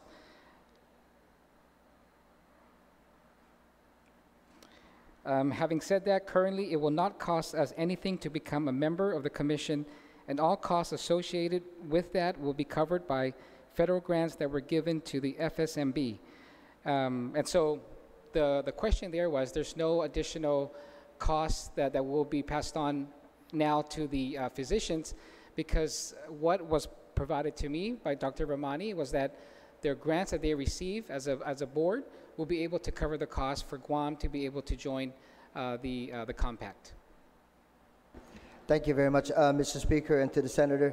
And then the one final question that I would like to ask is, in most cases, whenever an entity or an individual joins an organization, there are some stipulations of being a member for a minimum time frame of, let's say, 5 years or 10 years. Are there similar stipulations here? What if the next legislature, based on whatever information is provided or membership impact it has, decides to pass a subsequent legislation?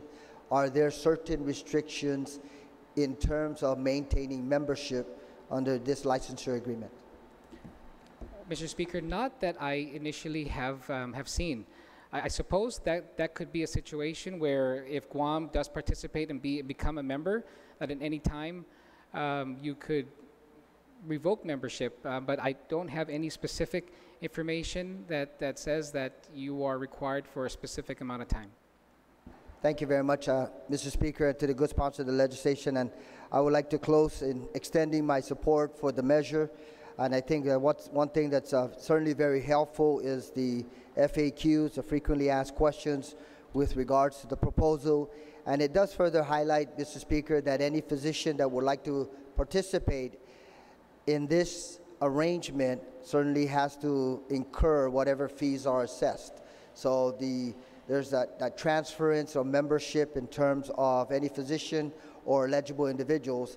They would be personally or professionally, not the government of Guam, be liable for any fees that would be assessed? And that's the third question on the second page. So certainly, if this is an opportunity to be able to expand the arena and allow for additional expertise or specialized medical physicians to come and to provide additional support to our people here on our island, or likewise, if there are some specialized expertise here in Guam that would like to provide some additional training or treatment or services to other jurisdictions, and certainly this is an arrangement that will be beneficial in regards to their profession and offering assistance. Thank you very much, Mr. Speaker.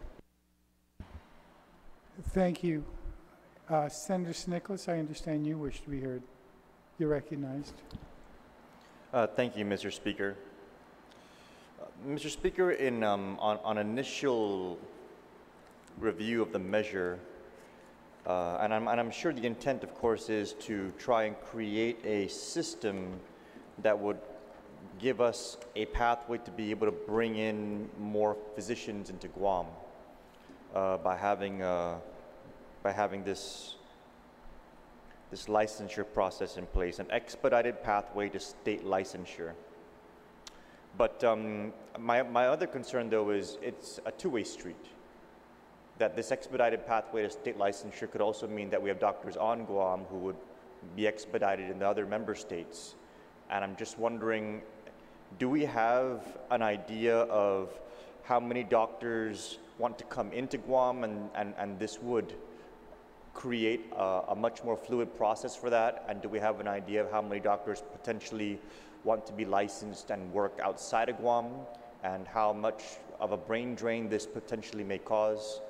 I'm just curious as to know whether we have any idea as to what the back and forth impact might be, if I could pose that as a question to the author. Do you yield, Senator? Thank you, Mr. Speaker. Mr. Speaker, we don't have the numbers of how many doctors want to come to Guam or how many want to go elsewhere. What we do know, what's a fact, is that we don't have enough physicians on Guam, especially specialists. And for whatever reason, whether it be pay, whether it be our geographical location, we just have that problem. One of the problems cited also is the process in which we do our licensing for medical doctors here. And so not having the data on the number of actually who want to come here, having this process in place will just make it easier for doctors to be able to come to Guam and for our people to benefit from the expertise that we don't have currently here in our island. I hope that's the answer to the question. Is that satisfactory? Or?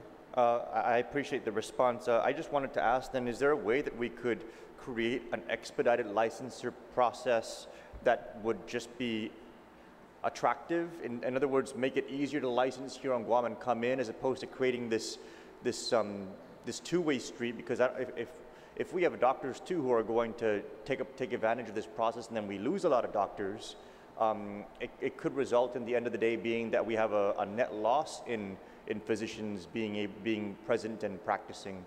So is there another avenue for us to be able to create an expedited licensure process that would facilitate this more on a one-way street basis, more on attracting as opposed to potentially causing attrition outwards? If I could pose that question to the author. He's very well versed in the healthcare industry. Thank you, Mr. Speaker. I really can't answer that question. Of course, we would not want to have the reverse happen, and I don't believe having this, putting this into place would cause that to happen. We can't make it foolproof, but I'm sure that I'm pretty confident that that's not the case, because you don't really hear how hard it is for physicians from Guam to try to be able to practice in other jurisdictions. I think it's the reverse. And so this would just be, I believe, a positive benefit for us. Anything further, Senator Nicholas? Yeah, just another observation, Mr. Speaker. On page 16, line 23. I know that the question was posited earlier about funding this and that there was a grant, I believe, was the response. But on page 16, it does state that under finance powers, the Interstate Commission may levy on and collect an annual assessment from each member state to cover the cost of the operations and activities of the Interstate Commission and its staff. And I just, I wanted to kind of pose the question as to what's the range of that annual assessment. I know there's a grant, but if there is no grant, what could that possibly be? Because if we're talking about Guam being engaged in some kind of mutual exchange of 7 other states, those 7 other states may be very, very large enterprises, and the activities of the Interstate Commission may be disproportionately more costly as a result of the 6 other member states, and then Guam being a 7th member state of this commission. Is the annual assessment based on proportion, or is it just based on each individual member and just divided by 7? And if that's going to be the case, granted there may be a grant to fund it, but what is the amount? Because in the event that the grant is no longer there and we already are committed to this process, are we going, I want to know how much it potentially may cost and whether or not Guam, I mean, if one of the 7 member states of this group is, California, and California has a huge cost center, are we going to be paying a California rate with a Guam population base? So I would like some clarification as to the annual assessment on page 16. Thank you, Mr. Speaker. Mr. Speaker, first of all, just to clarify, this does not commit us automatically. Passing this legislation gives now the board, gives the Board of Medical Examiners that authority to now be able to apply and become a member state in the Interstate Medical Licensure Compact. And so that's the first thing. The second thing is on cost. There's the website where the source of this fact sheet is from. We can try to look and see what the cost is per state. However, as what was provided to us as the initial discussion we had with the board is that whatever fee is associated, it is a fee that could be paid for by the grant that they receive.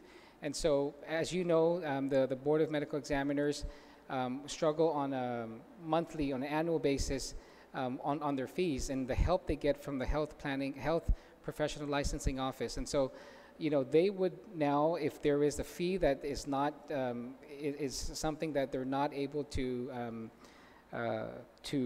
come up with, I'm sure that's something that would be brought forward in terms of their budgetary requests.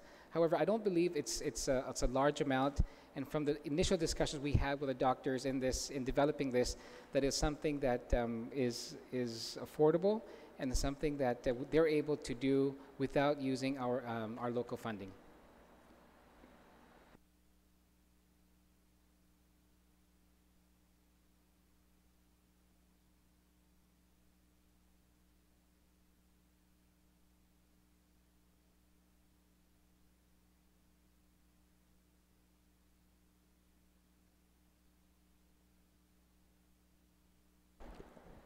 Thank you, Mr. Speaker. I'm going to continue to review the bill. I would yield at this time, but I would potentially like to reserve the opportunity to come back if there are any additional concerns. Thank you, Mr. Speaker. Thank you, Senator Nicholas. Yes, you will have the opportunity to be recognized again. Senator Adam. Thank you, Mr. Speaker. Mr. Speaker, I do have a couple of questions, and if the sponsor of the bill would yield. The first question that I have is, in looking through the committee report, I noticed that there was only one individual that came to provide testimony, and that individual was a retired regulator, I'm not sure, a utilities regulator maybe, I don't know, and is also a consumer advocate.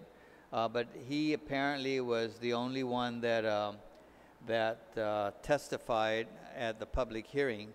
But more noticeable is the fact that there did not seem to be any testimony provided by the local licensing board.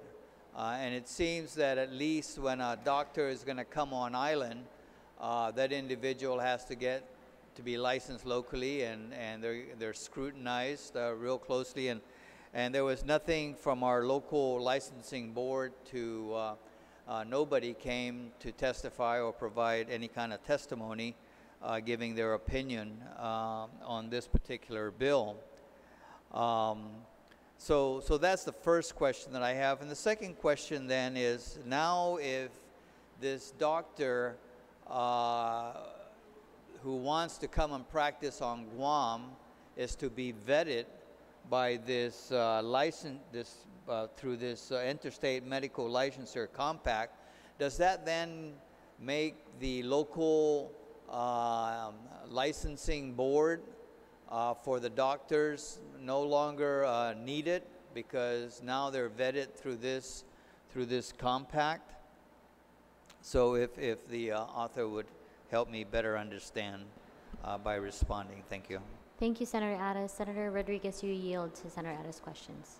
Thank you very much, Madam Speaker. Madam Speaker, what is being circulated is communication that I've had with the chairman of the Board of Medical Examiners, Dr. Ramani, and so that should be being circulated around. As I mentioned earlier, this was a legislation that was introduced in the prior legislature, and so we're using that information that will circulate. The second question, I believe, was, would that make our medical licensing board, or if he can just repeat his second question. If the local licensing board would be obsolete. Yeah, no, and so no, it will not be. They would be working in parallel because not all, first of all, not all states are members of this. And so for others that may be coming from other jurisdiction, we definitely still would need our local medical board here. So the answer is no. So I guess the response to the second question, that if a doctor is coming and from another state that is not a member of this compact, then the local licensing board comes into play. Otherwise, if he or she is coming from a state that is a member of this compact, then our then that individual does not have to get vetted by the local licensing board. If we can clarify that. Senator Rodriguez. Thank you, Madam Speaker. Madam Speaker, no, there will still be vetting by the local licensing board, and the website that I referred to earlier is the Interstate Medical Licensure Compact official website, and it speaks about what the eligibility requirements are.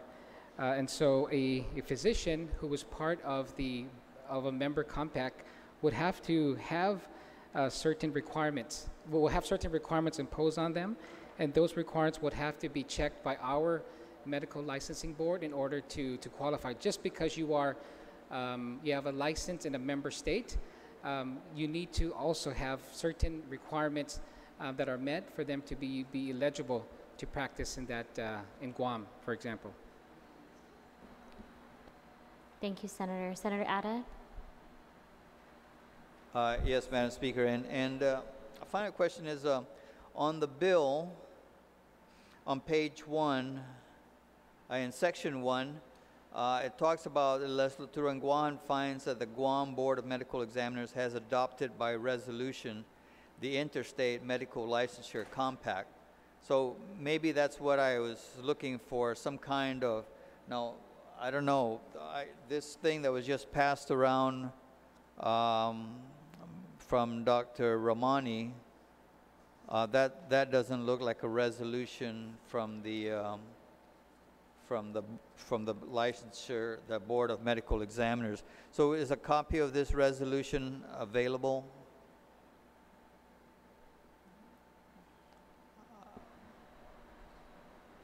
We can get the Senator a copy of that resolution. However, the letter from the good doctor indicates that the board has passed that resolution adopting support for this.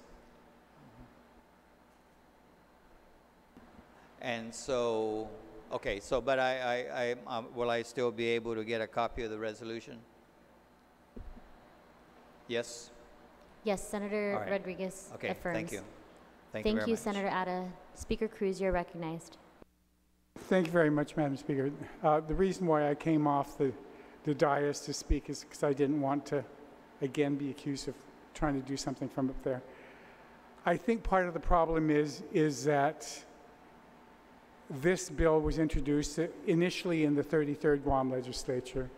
There was a hearing on this, but on this bill, and that's where a number of members have the institutional knowledge of what happened in the 33rd. The new members, unfortunately, are at a disadvantage because the committee report in the 34th Guam Legislature does not have the resolution, does not have any of this correspondence that has been received that would have been in the committee report in the 33rd Guam Legislature. And so there really has to be some kind of reference or incorporation by reference of what happened in the 33rd, if that's what they were planning on doing. If the doctors felt they didn't need to come back and were depending on their previous testimony, then maybe the committee should have included all of those, everything that was in whatever that number was in the previous legislature. And for the listening audience and people out there who really do go and look at the committee reports and insist that they see the committee reports, if someone could make reference to whatever the bill number was in the 33rd Guam Legislature, so that the committee report for even some of the senior members and myself, when I was looking at the 34th committee report, I didn't know what the number was in the 33rd to be able to scroll through the 400 bills, the 33rd, to try to figure out which that one was and get that committee report to find that information. So I think maybe if reference could be made to that and whatever was in that, I'm not sure it can be incorporated as part of the reference now, but I think that's where a lot of, at least while I was up there, myself, my own bewilderment, and as I looked out at my colleagues trying to figure out how one member knew that there was a resolution passed though it is there, I tried to find it in the committee report and it wasn't there. It was obviously sent to us at some other time, but that was in the previous legislature. So I'm not sure how committees deal with that and how we should, but I do know that we have 7 new members that don't have the advantage, and even some of us who were there don't remember the bill number to be able to pull that committee report out. Thank you, Speaker Cruz. Senator Rodriguez, you're recognized. Thank you, Madam Speaker, and thank you to the Speaker for pointing that out. However, the 33rd Guam Legislature did not, the committee did not report this out, so there's no committee report. There was a hearing that happened, however, we just didn't have enough time. There were other things that the committee was addressing, and so this was not brought to the floor during that term. But the resolution is being requested now, and we'll get that copy to the senators as well. It was Bill 328-33. That was just for reference.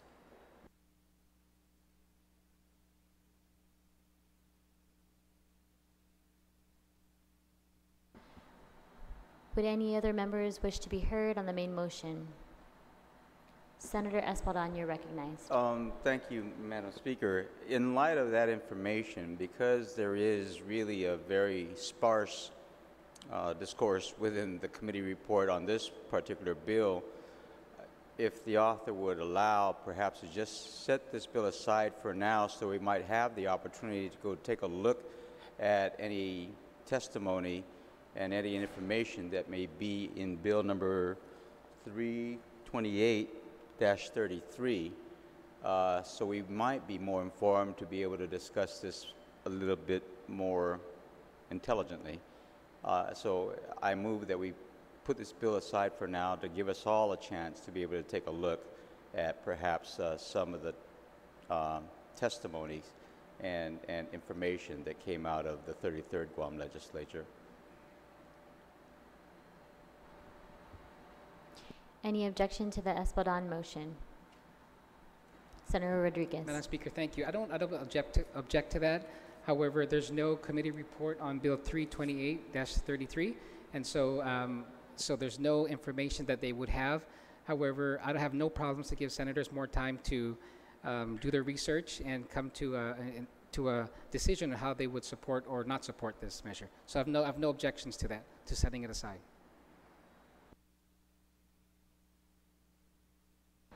We'll set it aside and we'll discuss it offline then. Thank you. The next bill on is yours. Also, Senator Rodriguez. Thank you, Mr. Speaker. Mr. Speaker, I move to place Bill 125-34 as substituted by the committee on the third reading. Any objection? Thank you, Mr. Speaker. Mr. Speaker, this bill really is, you can consider companion legislation to Bill 124. As I've mentioned in the opening of Bill 124, we do have a lack of physicians on Guam, especially specialists. A lot of our people are referred to the U.S. mainland, are referred to the Philippines, to Japan, to Taiwan, because of the lack of specialists and physicians we have on Guam. And for those who are referred off island, a lot of times, a lot of them would have to, struggle to be able to make ends meet, to be able to afford traveling off island to cover the expense of travel, expense of lodging, and the daily expenses of being in another country. And so there's still a large population, Mr. Speaker, in our community who don't have that ability to travel off island. These are people who are on MIP or Medicaid, or even worse yet, those that don't have any type of health insurance. For them, when they see a physician here on Guam, our physicians here do a very good job in trying their best to help and treat that patient. However, a lot of times the ones that we've seen and those that have come out to the public hearing are those that need specialists, specialty care. And if you can't travel off island, even to the nearest hospital here, which is the Philippines or Japan or Taiwan, then you're not going to be able to see that specialist. And so what this piece of legislation does, Mr. Speaker, is establish a visiting physician temporary permit.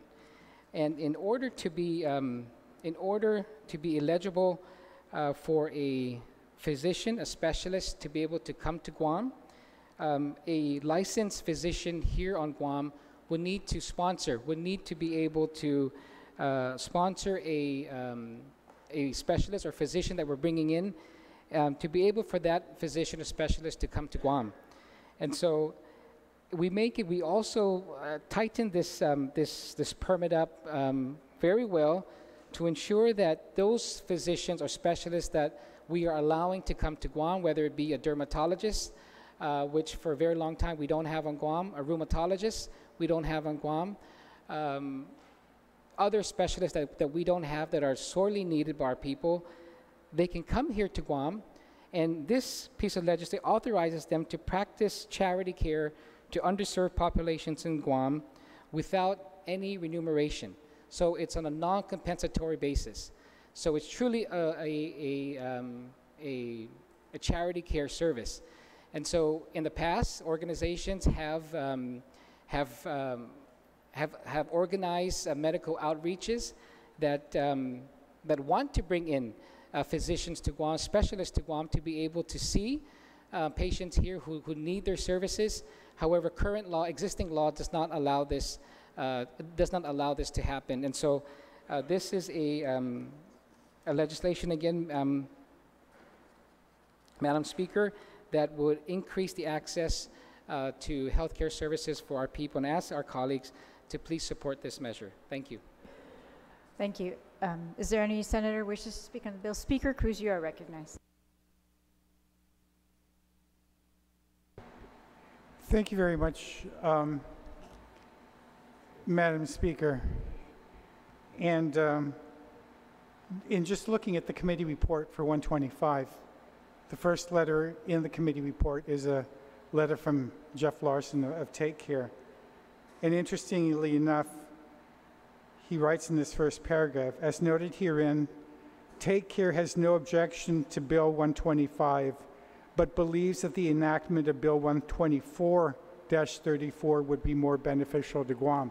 So, I mean, I know that sometimes when we have our hearings and we have 3 or 4 bills and some of them similar, some people provide testimony. They may use the subject matter, as Mr. Larson did here, that he was testifying on 125, but actually make reference to 124. And I think Mr. Larson's letter in 125 has some support for 124, and unfortunately doesn't give full support to 125. But it does, there has to be some way when the committee puts the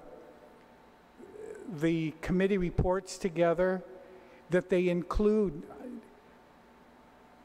I don't want to use my direct committees on how to be able to prepare the committee report. But since we announced at our committee hearings that the record is open for 10 days or whatever number of days, really all the correspondence that we receive, even if it was addressed to another senator, like sometimes I get messages that are addressed to me but make reference to a bill being heard by somebody else. I refer it to that committee, and I'm hoping that they would include that in their committee report. And so everything that was missing in 124 really could have been addressed. And I'm seeing in 125 some of the support for 124 and some of the reasons for why 124 is important, and 125, or at least to some of the health professionals, is not as urgent as some other things. But I stand in support of this because there is a need for health professionals, and I'm glad that the retiring speaker and sponsor made mention of the fact that gerontology is a specialty that isn't really addressed adequately locally, you know, and those of us that are there need that help. And so, just as one example, but there are a multitude of other examples of specialties of urology and some of the other specialties that are necessary, that hopefully this can alleviate in bringing people in, even temporarily, under a combination of 124 and 125, but somehow making it not Byzantine to try to go through the current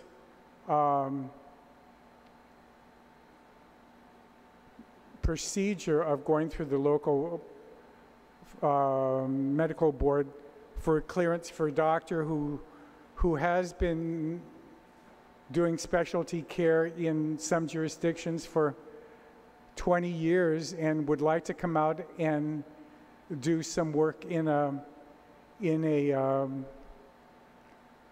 Paradise.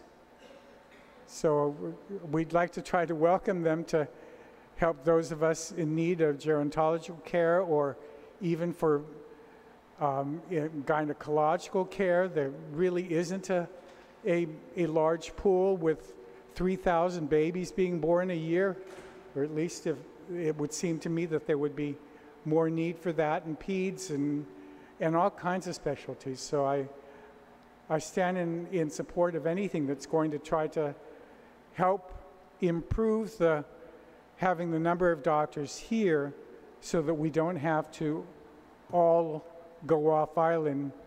I mean, I can speak to the fact that there really is no GI on Guam, gastroenterologist. I think I've got that right. There is no GI specialization on island. And the need for it on this island is dire. When the good retiring speaker allowed me to welcome all of the visiting doctors from the Philippines that came in for that tour that was coming through Guam, the number of GIs that just, their eyes lit up at the thought of how much they could make here on Guam in GI,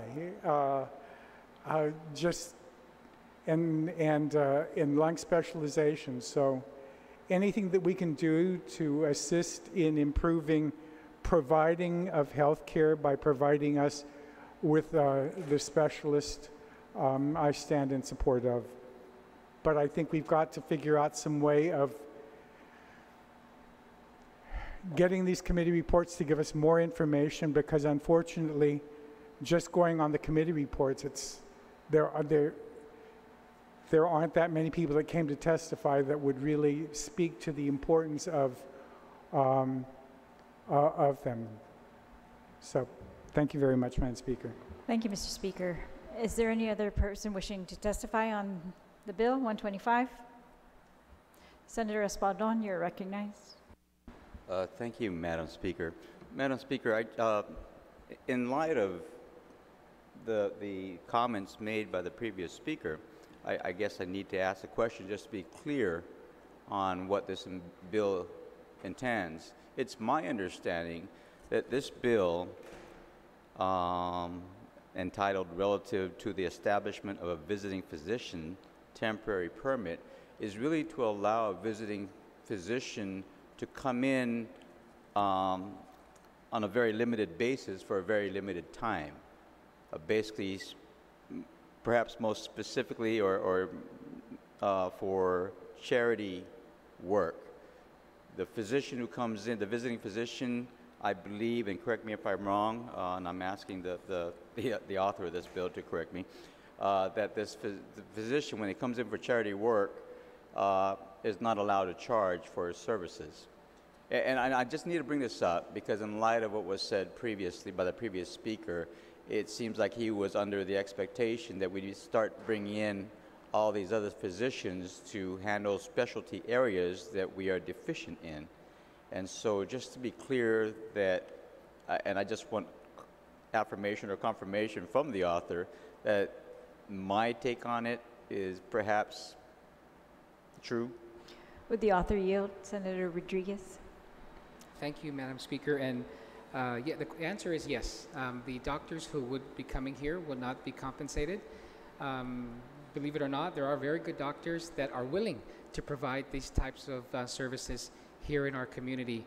We have thousands of our patients, of our people who are referred off island, and these same doctors that they're referred to off island, when they come here, all they can do is speak at a medical forum and provide continuing education credits to those doctors.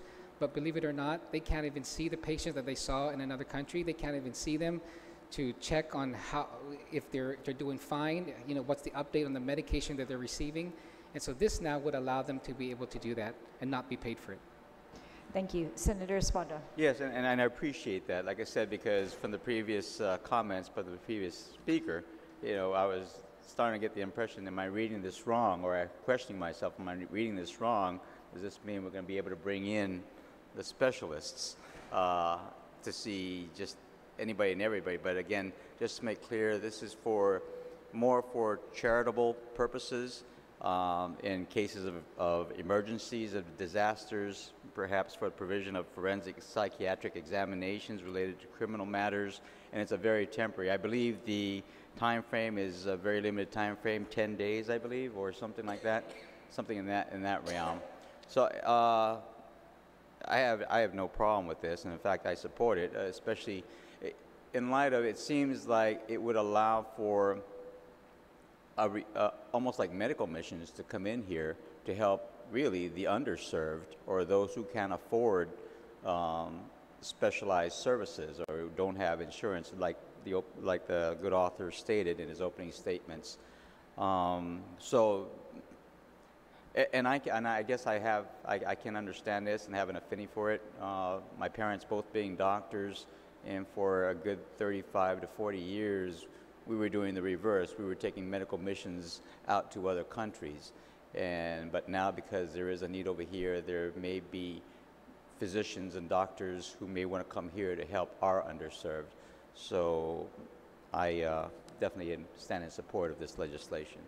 Thank you, Madam Speaker. Thank you, Senator Espaldon. Is there any other senator wishing to speak on this bill, 125?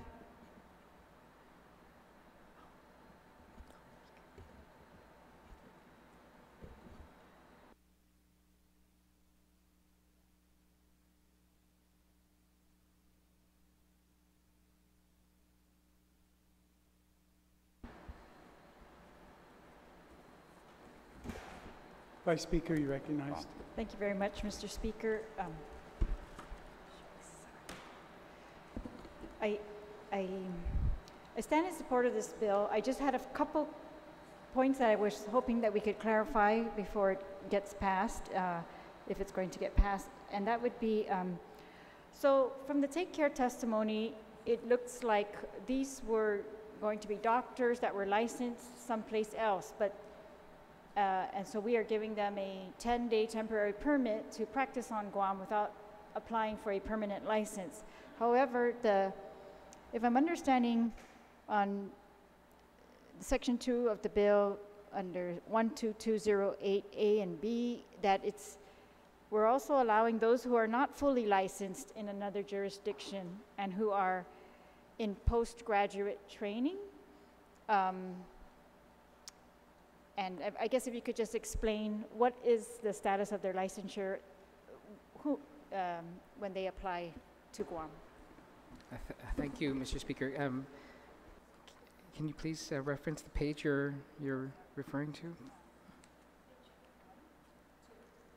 Okay, so Mr. Speaker, Section 12208 of Title 10 is existing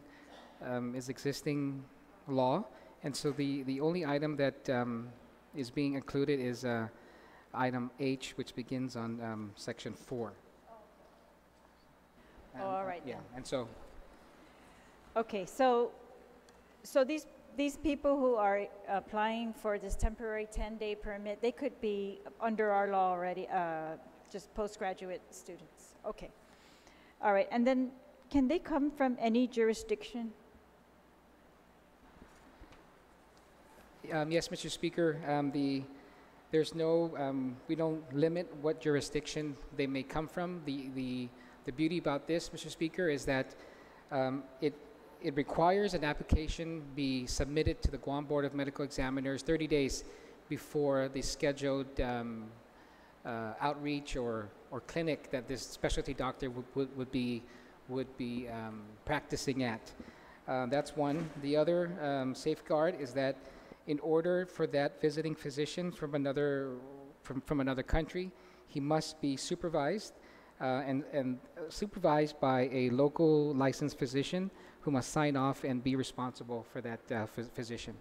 And so you're right. Not only we talk about physicians that we send a lot of our people to, for example, in the Philippines, but I was talking to an oncologist, a local oncologist, a few days ago, and there could be very good specialists from Canada, from Australia, from Europe that he knows of that will be able to come here if this type of legislation is passed. Thank you very much. Okay, so So then, can we just confirm on page 4 of the bill, the new section to be added, make it page 5 of the bill. It says on line 19 that it's this automatic approval.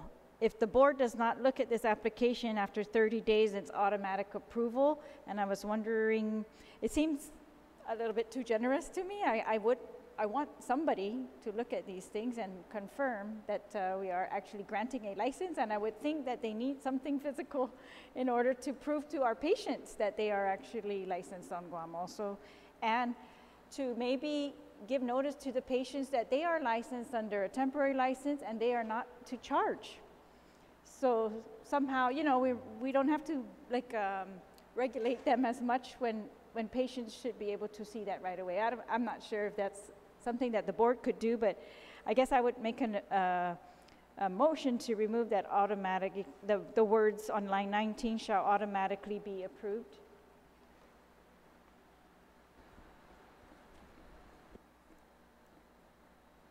Mr. Speaker, if I may.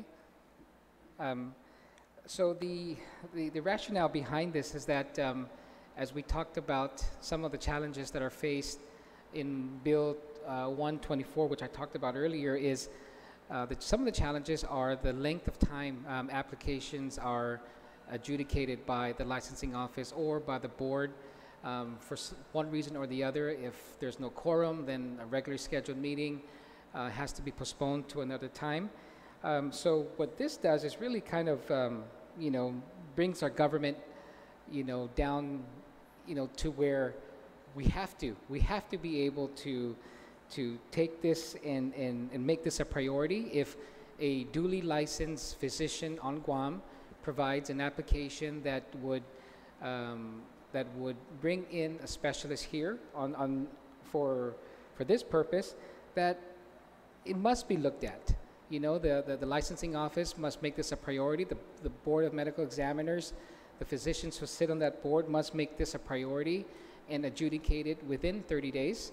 If not, then that application would be deemed approved. So I would ask for the mover to perhaps reconsider that motion.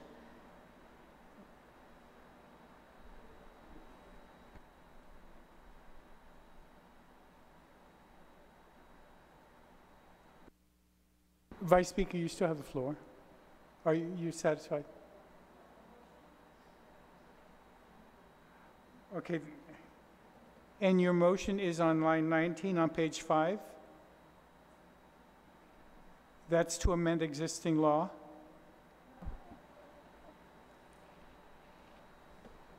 Line 19 on page 5, I believe, is existing law. So you're proposing to amend existing law.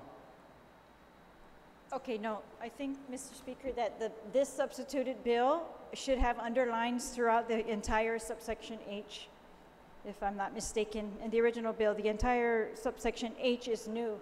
It should all be underlined. It's just not underlined here, but it's all this entire subsection H is being added to our code. So I'm amending on line 19, instead of an automatic approval after 30 days, to remove the words shall automatically be approved. I understand, you know, what the sponsor is saying, but I'm hoping we can come up with another solution instead of automatic approval. Okay, there's been a motion to strike shall automatically be approved. On that motion, anyone wish to be heard? Senator Ada, then the sponsor. Well, I understand and what then the Senator Estevez. Go ahead. I understand what the mover, what the amendment that's being made, but by just striking shall automatically be approved. I mean, if you go to the beginning of that sentence, applications not adjudicated by the licensing office by the 31st day following submission, period. You're right. Kind of leaves you hanging. Yes, that's correct, Mr. Speaker. He's correct. I would move to delete the entire sentence. So, in other words, Okay, so delete, you're moving then to delete from line 17, beginning with the word applications, all the way down to line 19. So we're corrected. You withdraw, I'll allow you to have withdrawn the last one and corrected it to be the entire sentence. Senator Estevez, then Senator Rodriguez, then Senator Nelson. Thank you, Mr. Speaker. I'd like to request that the mover of the amendment reconsider, and I'd like to refer my colleagues to page 4, starting on line 24. So while I understand the concern about the bureaucratic part of the Health Professional Licensing Office authorizing the license or temporary license, you have to keep in mind that within this bill, it still requires the supervision of a licensed physician. And now just to elaborate on what that means is when a visiting physician is going to fill out the application, they will be working under the license of the supervising physician. So it's not like they'll be completely uncredentialed. Same way a nurse works under a physician assistant works under a physician, an EMT, an EMTP works under a physician. And that supervising physician puts their license on the line by supervising either a physician or other healthcare professional. And they really make the determinations what they will allow that other individual to do operating under their license. So I just wanted to clarify and add something to the record and request for a reconsideration on this because there are protections in place, and that's going to be based on the protections of the physician protecting their own license when they sponsor the visiting physician. The reason why I believe that the current language is essential is because if there is a delay, I mean, there can be administrative delays to actually get the board to review the process or to review the application in 30 days. But what I think the intent is, and I don't necessarily want to speak on the intent, but how I interpret it is that if the board is not able to meet and adjudicate the issue in 30 days because of whatever administrative issues or collaborative issues because of their other responsibilities, then we don't want to lose out on an opportunity for a physician, a specialty physician, to take care of the patients on Guam if they've already submitted their application in 30 days and have a sponsoring and supervising Guam licensed physician. So once again, I do ask that the author of the amendment please reconsider, because this could actually prevent and place delays on physicians actually coming and doing the work. And what we're trying to do is make it easier for these specialty physicians to actually be able to see patients. But I have full confidence that the licensed physicians on Guam taking the responsibility of sponsoring and supervising a visiting physician, I feel very comfortable with that, Mr. Speaker. Thank you. Thank you. Senator Nelson, and then back to the sponsor.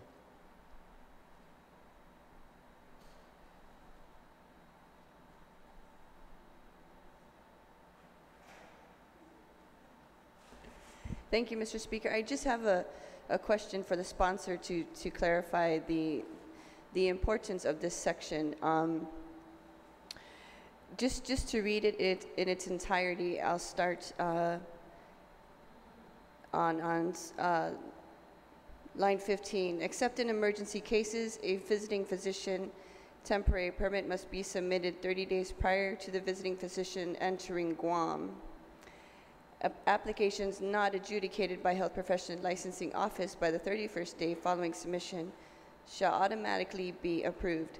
Now, if the sponsor could yield, this section here where it says shall automatically be approved, I think that is the most contentious piece. But really, essentially, the intent is if when it is automatically approved, does this offer the physician the opportunity to treat patients and continually care for patients longer than a 30-day period during their stay on Guam? So prolonged, continuous health care opportunity for the patients who receive? Do you yield? Yes, thank you, Mr. Speaker. The answer is no. They're limited to a 10-day period. Okay, thank you. Is there a way that if removing this, this would allow them an opportunity for a continuum care?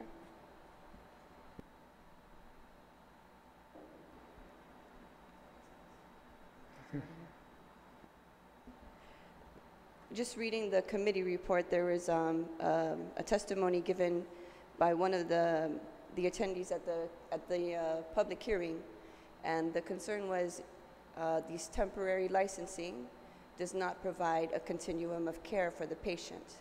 So if we delete this, what does that impact? Does that make the continuum of care shorter, or does it allow the physician to have to give the patient a longer span of a continuum of care?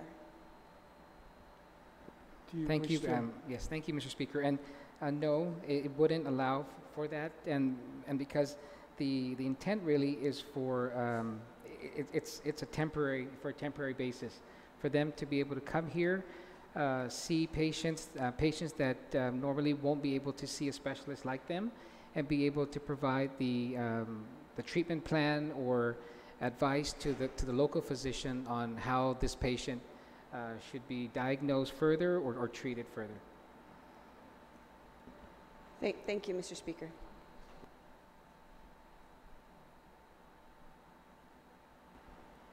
Thank you, Mr. Speaker. Mr. Speaker, I rise in opposition to the, I kindly rise to the, in opposition to the amendment that's being proffered. You know, what we're trying to do here with this section, Mr. Speaker, is ensuring that bureaucratic process is lessened by ensuring that within 30 days an application is adjudicated, whether they say yes or no. If it's no, fine. At least it was adjudicated. You know, takes a lot of planning, a lot of efforts that have to be put into a medical outreach. Public health brings in Shriners, for example. They don't need this. They don't need this because they're U.S. doctors. But for any other type of outreach that public health would want to do now, they would have to plan this. In 30 days, well, their planning must take longer, but 30 days in advance, they must know, they must get a physician here that would say, I want to bring in Dr. Cruz from Canada, Dr. Julian Uggan from the Philippines. But they need time to plan for this. And if it's going to sit in the medical board, the licensing office, for an unspecified amount of time, then that outreach that could have service one, two, or hundreds of our people won't be able to move forward. And so this really is, you know, getting our government down on their knees and servicing and providing the service to our people. So I'm asking again, Mr. Speaker, if the mover would kindly reconsider. If not, then I respectfully register my objection. On the Tirlahi amendment, any other senator wish to be heard? If not, you may close, Vice Speaker. Thank you very much, Mr. Speaker, and I very much agree with the sponsor of the bill that we want the board to act. We want them to act promptly. The issue is that there is a long list of criteria that we are mandating in order for the board to be allowed to issue a visiting physician temporary permit. We're requiring that they are here temporarily for educational purpose or to practice charity or in case of an emergency disaster or for forensic psychiatric exams. And the list goes on, and I just feel like there is somebody who needs to make that determination. And in order to protect the people of Guam, and I understand we also say that they must practice under the supervision of a physician, but I think it's a very huge delegation of a licensing authority to give it to individual practitioners to license anyone. And I would like to, I think there's a way we can hopefully solve this. It's just that someone has to review the criteria. Somebody, and we have put that responsibility on the licensing board right now, and they should be the experts in how to review for these criteria especially, and maybe physicians. I don't know, I just see that a potential for disputes with, are we going to argue with the physicians whether it really was an emergency or not? I don't think anybody on Guam wants to get into that business, but let's let the licensing board do their job. So if 30 days is an issue, I mean, I can only see, so I would like to stick to the amendment, and perhaps, you know, we can address the issue of the licensing board not meeting, because we've seen many boards, if they miss one meeting, that one monthly meeting, this is what might happen. This is the disasters that we have an emergency, we didn't get our board to meet, so we could not certify all the emergency visiting physicians that have come in within 30 days, right? So I still want them to review it. I think maybe the requirement of a meeting for them to do that in could be taken out, or else I'm hoping that we have very responsible board, licensing, the licensing office or the licensing board could do this. Maybe they can adopt a procedure where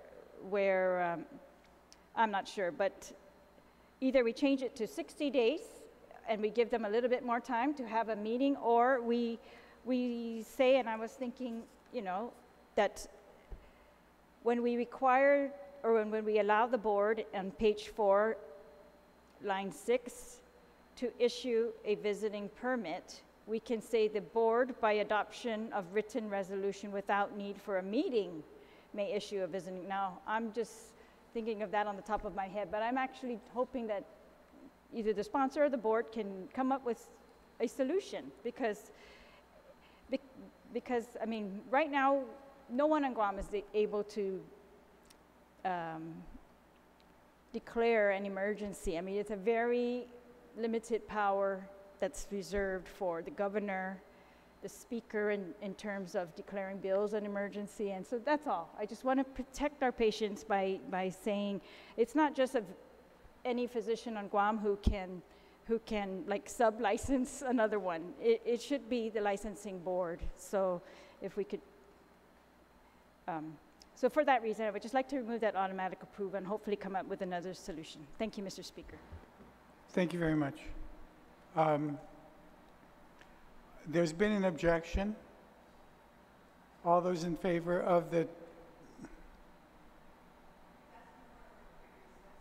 recess?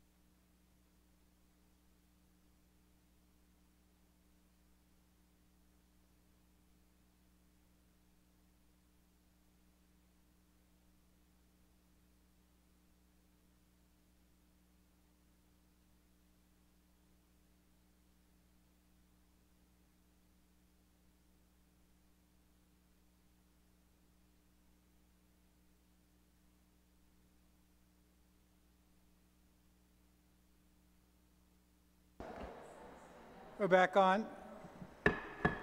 Thank you very much, Mr. Speaker, and I appreciate your patience and the input of my colleagues. I would like to withdraw my motion to amend and propose another amendment, Mr. Speaker, that I think we've all agreed on, I hope. Okay. Go ahead, please. Thank you. So the amendment would then be to change on page 5, line 16, where it says 30 days to 60 days, and the same change down on lines 18 and 19 where it says 31st day to 61st day. So the effect of this, I'm hoping, would give the board an additional 30 days to act, because I do want someone to act. And so I'm just sincerely hoping that that's enough time for them and they actually do what we are relying on them to do. Thank you, Mr. Speaker. The amendment by the Vice Speaker is to change 30 to 60 and 60th to the 61st day. 31st day to the 61st day. Any objection? Yeah, no, perhaps just to clear it up a little bit more, because it'll read, as it reads now, temporary permit must be submitted 60 days prior, must. In other words, that's a very definitive number. So I think that we need to add in front of the 60 days, no later than 60 days. So it's an amendment to the amendment. Mr. Speaker, actually, since he pointed that out, I think, if I may amend my amendment again based on that. I withdraw my amendment to the amendment and allow Thank this. you. I think we don't need to make that change on line 16, the 30 days, leave that. So 30 days is a minimum of when you can submit. However, if they don't act within 60 days, so only on line 18, we changed 30 to 60. Okay. Mr. Speaker, thank you. On that amendment, who wishes to be heard? Senator Espaldon. Then I'd now move to amend the amendment that before 30 days, the words no later than 30 days, because it's a very specific number. You either submit it 30 days, otherwise it's no good, right? But if you allow it up to no later than 30 days, then they can submit it any time up to 30 days. Do you understand what I'm saying? Otherwise, somebody at the office could say, well, you didn't submit it on the 30th day. You submitted it on the 29th or on the 31st day prior to the physician coming in, so it doesn't qualify. So just to be clear, no later than 30 days prior to the visiting physician. That's the amendment to the amendment. On the Espaldon amendment to the Terlahi amendment, any objection? On the Terlahi amendment as amended by Espaldon, any objection? Mr. Speaker, if I may clarify, those are two different lines of the bill, so maybe we should just separate them. I think it's right. He's right, because we were amending both lines prior. So my amendment's only to change the word 30 in line 18 to 60. And his amendment is on line 16 to add the words no later than in front of 30. She's right, Mr. Speaker. I withdraw my motion. Motion to withdraw granted. On the Terlahi amendment, any objection? Oh. Then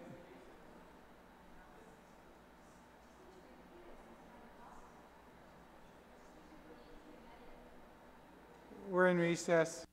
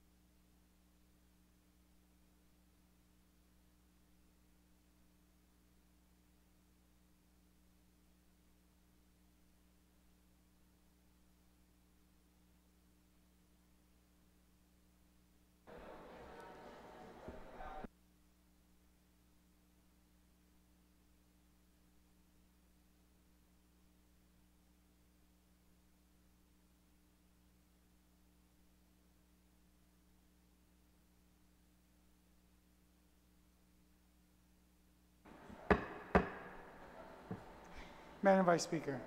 Thank you, Mr. Speaker. Again, I thank you for your patience. Could we please withdraw that amendment one more time and make a new amendment, Mr. Speaker? I think we've all agreed. We're going to make it 60 days on line 16 and 60 on line 18. And if we add in Senator Espaldon's suggestion, we add the words no later than before the number 60 on line 16. So on line 16, Ms. Senator Espaldon, if that's okay, I'll just add that in right now. No later than 60 days prior. On line 18, it will match and it will read by the 61st day. Okay. Thank you. Is there any objection to this amendment or anyone wish to speak on it? The amendment passes. Thank you, Mr. Speaker. If I may continue on the subsection 12 on page 5, so it's very clear that this visiting physician temporary permit shall be valid for no more than 10 working days. But then it gives the board the ability to extend, but without an end. And so I just want to put an end on this ability of the board to extend the length of the temporary permit if the applicant shows good cause for why the extended time is needed to, I don't know, maybe the sponsor can make a suggestion, 5 or 10 days. Because we're giving them a very small time originally, and so I don't think we should give them a huge time after that. So shall we just say, what do you suggest, 5 or 10? Another 10? Another 10 days, not to exceed another 10 days. All right. May extend the length of the temporary permit for an additional 10 days, for up to an additional 10 days if the applicant shows. Okay, so after permit for an additional 10 Correct. days. Yes. Any objection to this amendment? Senator Torres.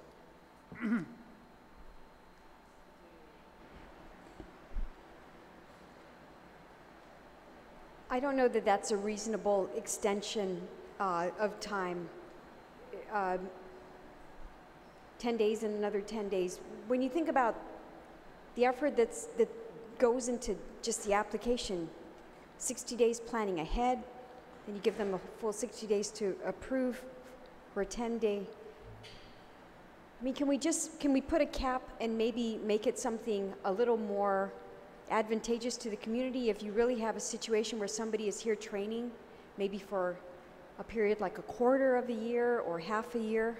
I mean, I would think that if somebody goes through the effort of getting approval initially, that,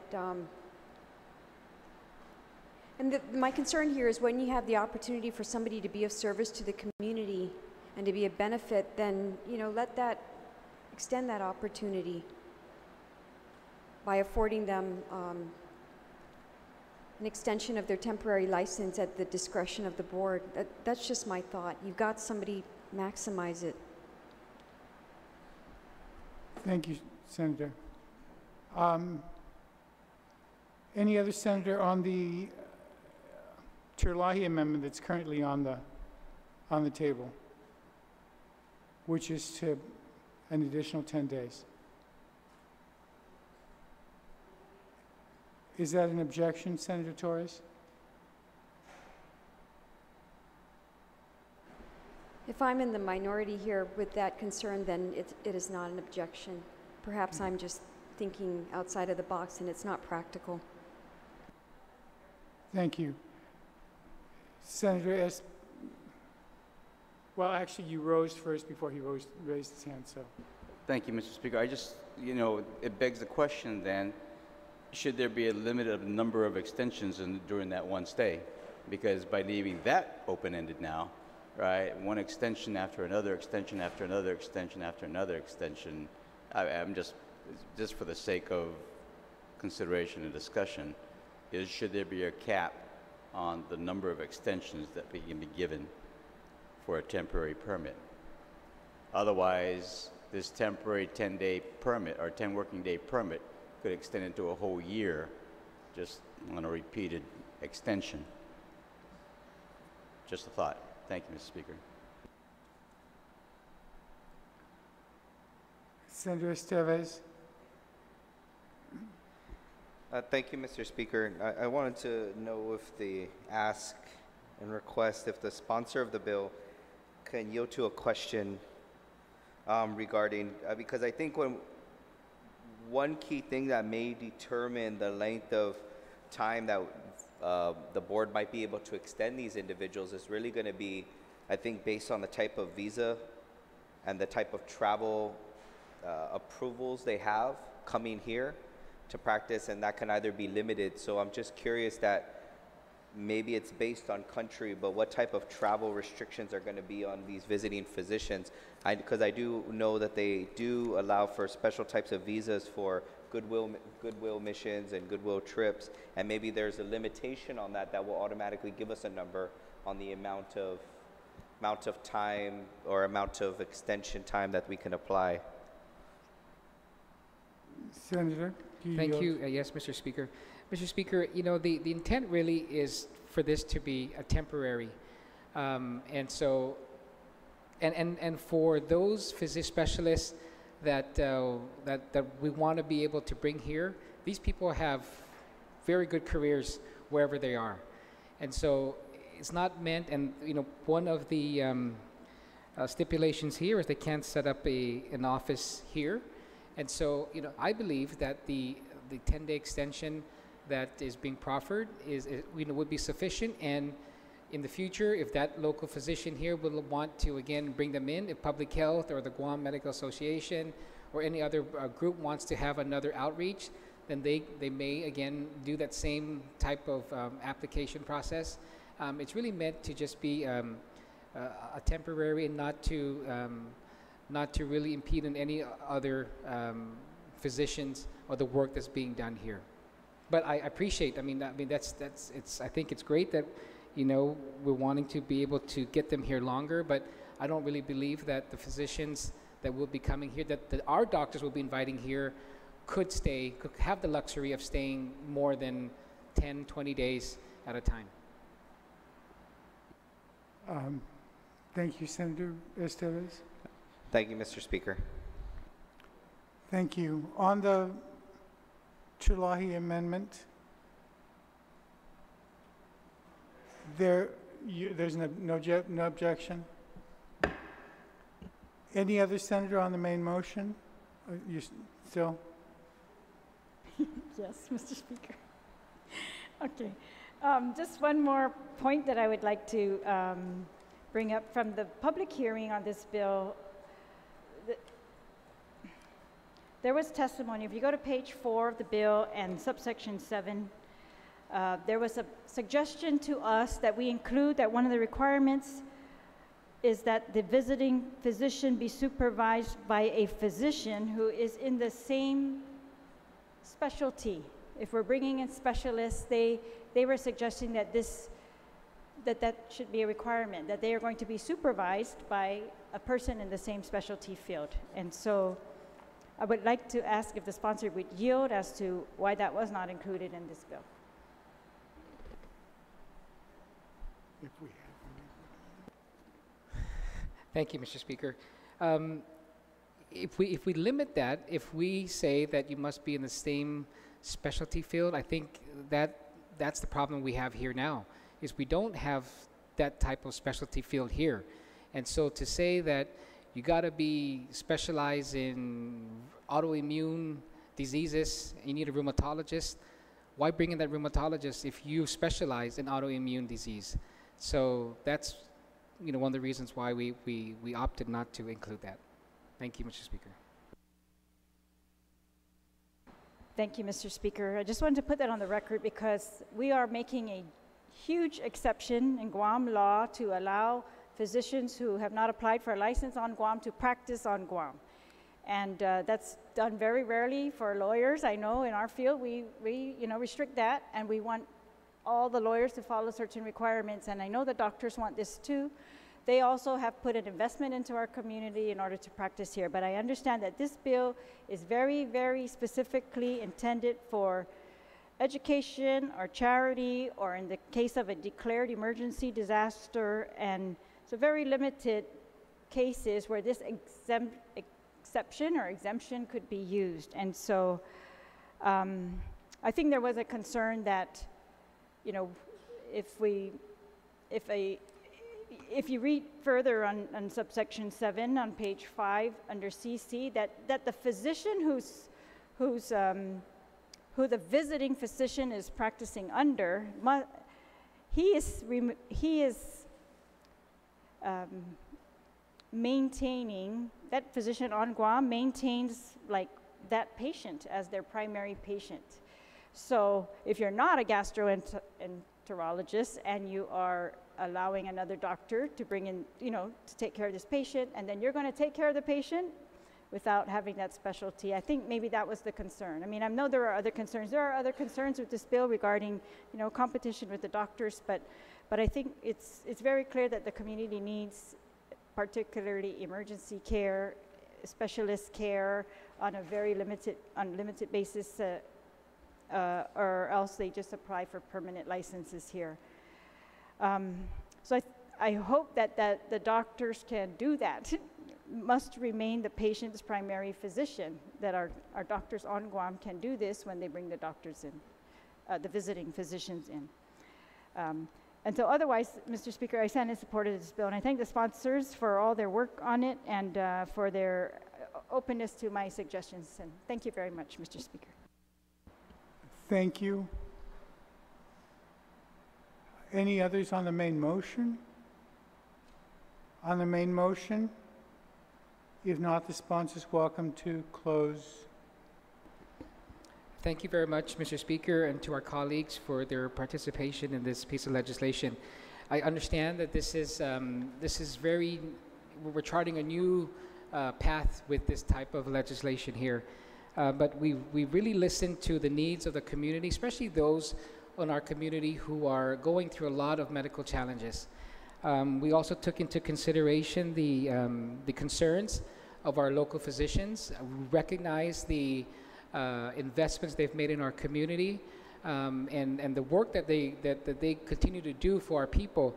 That's why we were very careful and we were very thoughtful in ensuring that this piece of legislation takes into consideration their their professional their position on this, and ensures that any specialist that we come in must go through a local physician here. And worst case scenario, Mr. Speaker, we may not have a local physician that says, yeah, I'm going to bring in Dr. Cruz from Canada to come to Guam. But knowing the type of physicians we have and hearing from them, and even them referring thousands of our patients off island, you know that we'll have a couple of them that would be able to sponsor and sign off to bring in someone for the benefit of our people here. So again, I thank you, Mr. Speaker. I thank our colleagues, and I thank especially my colleagues who co-sponsored this piece of legislation with me. Thank you. On the motion to send Bill 125 to the third reading voting file, any objection? There being none, we stand in recess until 10 tomorrow morning.